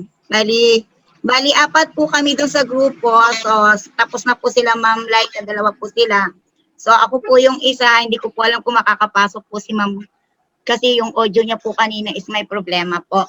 So, sa akin po, sir, bali po, ang akin pong working title po for approval po is Improving Reading Program for Remedial Teaching of Grade 3 Pupils at Home through Game Board. So, kanina po, hindi ko pa po na ano sa kanya kung ano po yung, kay Sir Ernie kung ano po yung gagamitin ko. So, ngayon po is nai-ano ko na po yung aking gagamitin through game board po. Bakit po game board yung gagamitin ko po? Para po sa remedial teaching at home, kasi nga po di po ba mostly nasa bahay po yung mga bata. So, para po mag-guide po ng magkaroon ng guide po yung parents sa pagtuturo po ng reading po sa bata, kasi yan po yung pinaka problema po natin palagi po. Sa lahat po ng pagkakataon, yung reading po is important sa lahat po ng aspeto po ng buhay. So, game board po kasi po, based po dito po sa aming lugar, sa Sisiman Elementary School. Tapos po, ang hawak ko din po is nasa second section naman po ako. So, ang nais ko rin po na magamit din po to ng mga iba ko pa pong kasama sa grade 3. Yung game board po na magagamit ng bata kapag siya po ay nagkakaroon ng remedial teaching. Kasi po, alam naman po natin yung nature ng bata is mahilig maglaro. So, kung tinatamad-tamad po silang magsulat ng kanilang mga aralin po sa module, yung mga sagot po, so pwede po natin ipasok yung kanilang remedial teaching sa pamamagitan po ng laro, pero may kasama pa rin po silang pagbabasa na kung saan katulong nila yung kanilang mga nanay, bibigyan lang po ng guide kung ano po yung mga dapat gawin, at yung sa mga laro po kung ano po yung mga pamamaraan po kung paano po lalaruin po yung bagay na may babasahin po sila, tapos kung paano po ma-attain po yung ikakatuto po ng bata. So yun lang po yung sa akin po, kasi yung ginawa po sa amin ni Sir kanina, Sir Abila, is pinagawa po kami ng 3 problem po, tapos pipili po kami ng isa po sa 3 problem po na na-create po namin. So, yun po yung para po sa akin. So, salamat po. Thank you, ma'am. Thank you, ma'am Raquel. Meron pa po ba hindi nakapag-present ng kanilang titles? Sir, excuse po, sir. Yes po, ma'am. Yes po, sir. Sir, ako po from group ni Ma'am Edlin, hindi pa nakapag-present. Sige po, so, sir. late po kasi kanina. Sige po. Pwede po ba, sir? Opo. Go ahead, Sir Ian. Ay, Sir Okay. Christian. So, my working title is Use of Scaffolding Technique in Improving the Performance Level of Grade 6 Pupils in Reading Comprehension in English of Lucanin Elementary School. The objective, this research aims to investigate the scaffolding and its effects on the performance of grade 6 from sections A to Z of Lucanin Elementary School. The statement of the problem: this study answers the following research question. So, how the performance level of pupils in grade H in English 6 be described before the use of scaffolding technique? Then, how the performance level of the pupils in English 6 be described after the use of scaffolding technique? So, proceed na po, sir, sa the significance of this study is the findings of this study is useful in providing important information in sustaining the performance level of the students. So the significance of this for the teachers, administrators, students, DepEd officials, organizational, educational organizations, and the rest. So, bali sir, I choose this one because similar with the rest, reading is the main problem of our school. Out of 100 pupils last year, four students were considered as non-readers, so they failed. So I guess that is an alarming case and an alarming situation for a certain school. So we need to find what would be the best and possible solution for this. So that's it, sir. Thank you, sir. Thank you po. Yan, nag-significance na siya. Medyo malayo-layo ni narating ni sir. Sino pa po ang di nakakapag-present sa grupo po Hello natin? po, good afternoon po. Yun, yes ma'am. From Ma'am Edlin Perona rin po. Sige po ma'am. Okay po. While everybody po is rooting for reading comprehension na essential sa learning ng lahat ng subjects, I think I would go over po with the word recognition naman ng mga bata. So my working title po would be Grade 6 Syllabic Readers in English, its implication to academic performance in modular distance learning of Alasasin Elementary School. Yun po, sir. Thank you po. Yan, thank you ma'am. Meron pa po na hindi nakakapag-present? Meron pa? Mag-present na po na. June, Yes po. required po ba lahat to present? Wala po kasi kanina eh. Pwede po kayo mag-present ma'am. Sige po. I belong to the group of Ma'am Santos. And the widespread prevalence of COVID-19 pandemic has affected our educational system and parents alike. Due to the sudden closure of schools, students are missing social interaction, which is vital for better learning. While most schools have started, some schools have started online classes or blended learning. This time of pandemic has become a tough routine for the parents. Sadly, during retrieval and distribution of module, ang dami kong naririnig na comments ng mga guro na nalilate sila for reports kasi nag-aantay pa sila ng retrieval ng mga module na dinistribute nila. And then, not to mention na kung ano yung nagiging resulta. Because I think parents are not ready for this rapid shift of face-to-face learning to distance learning. Bigla-bigla kasi naging sila naging teacher sila bigla. Kaya yung working title ko po, readiness of parents and guardians to co-supervise and co-monitor the progress of their children's modular distance learning, basis for intervention program. So ito ay pwede pa naming ma-refine. Nakakatuwa si Ma'am Gloria Santos kasi from zero na wala akong prepared kasi sinabi ko na nung una pa, first time ko na na mag-engage sa ganitong activity.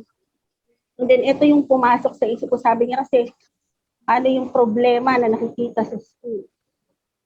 So natulungan kami na mag-come up ng ganitong working title and then i-refine pa siya kasi as much as possible daw dapat 12 words.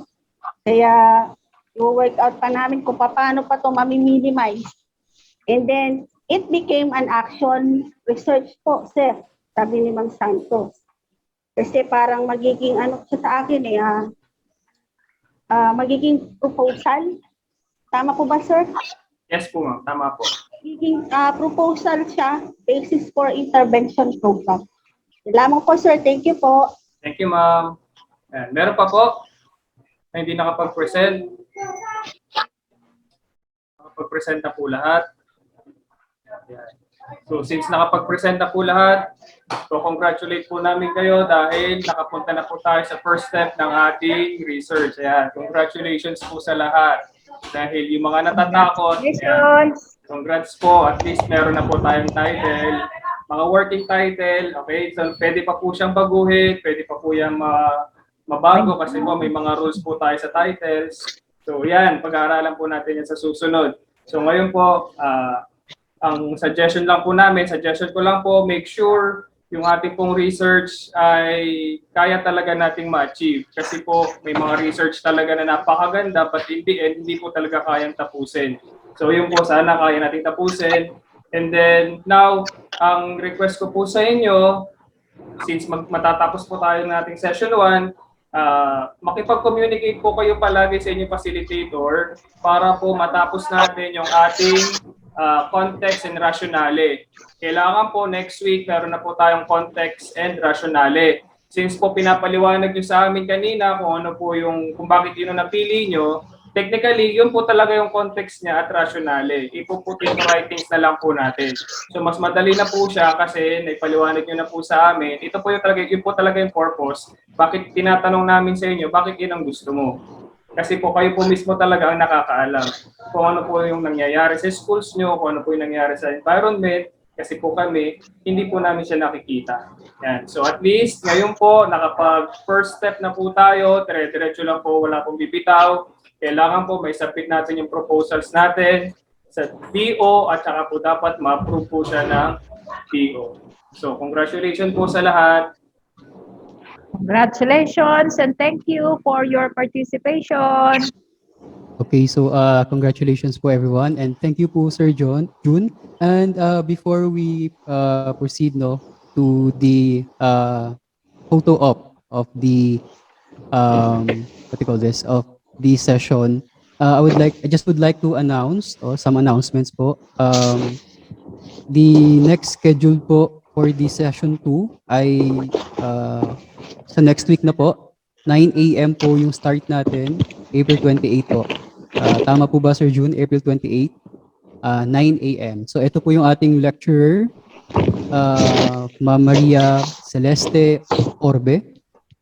And of course, she is the research coordinator of the Maritime Academy of Asia and the Pacific. And the session 2 title would be, or is identifying the problems and how to ask questions. So basically, research questions and problems po ang topics natin. Okay, so let's proceed now to the photo documentation. May we request our participants to open your cameras for the photo op? Sir June will do the honor po of the photo op. Hindi po. Smile lang po dahil hindi natin alam kung sino yung ano. Meron po tayong dalawang slides. Smile lang po.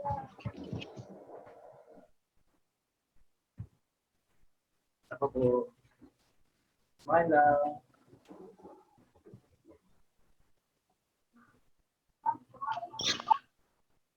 Wait lang po.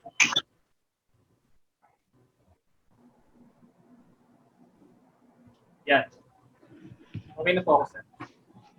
Okay, so it's been a very fruitful and productive and of course very rewarding day, no? And thank you very much everyone for participating in the opening program and the session 1 up to the presentation of your concepts, no? Of the training workshop series for elementary school teachers in Mariveles entitled Building, Developing, and Promoting a Culture of Research in Elementary Schools. Your efforts are really commendable. Ano po? Indeed, we are all a step closer now, no, to our goal. We would like also to acknowledge Sir Francis and Professor Generales, no, your encouragement and undying support significantly helped, no, in realizing this valuable initiative. And I would also like to acknowledge Ma'am Lian, ano po. And having that said, thank you again and see you next week or next session, mga ma'am and sir, refreshed and anew. God bless everyone. This has been Sir Hanibert G. Dayanan, your Tama, sir. moderator for Oh. today. Thank you Oh, and God napakaliit bless. pala.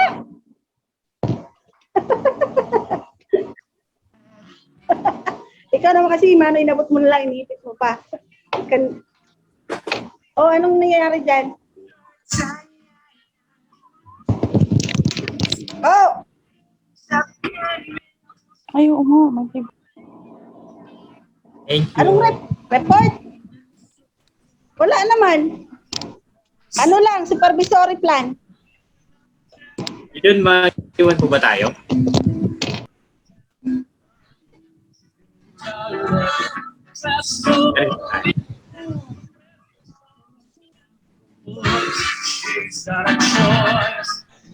Babay ka, babay. Babay. Bye.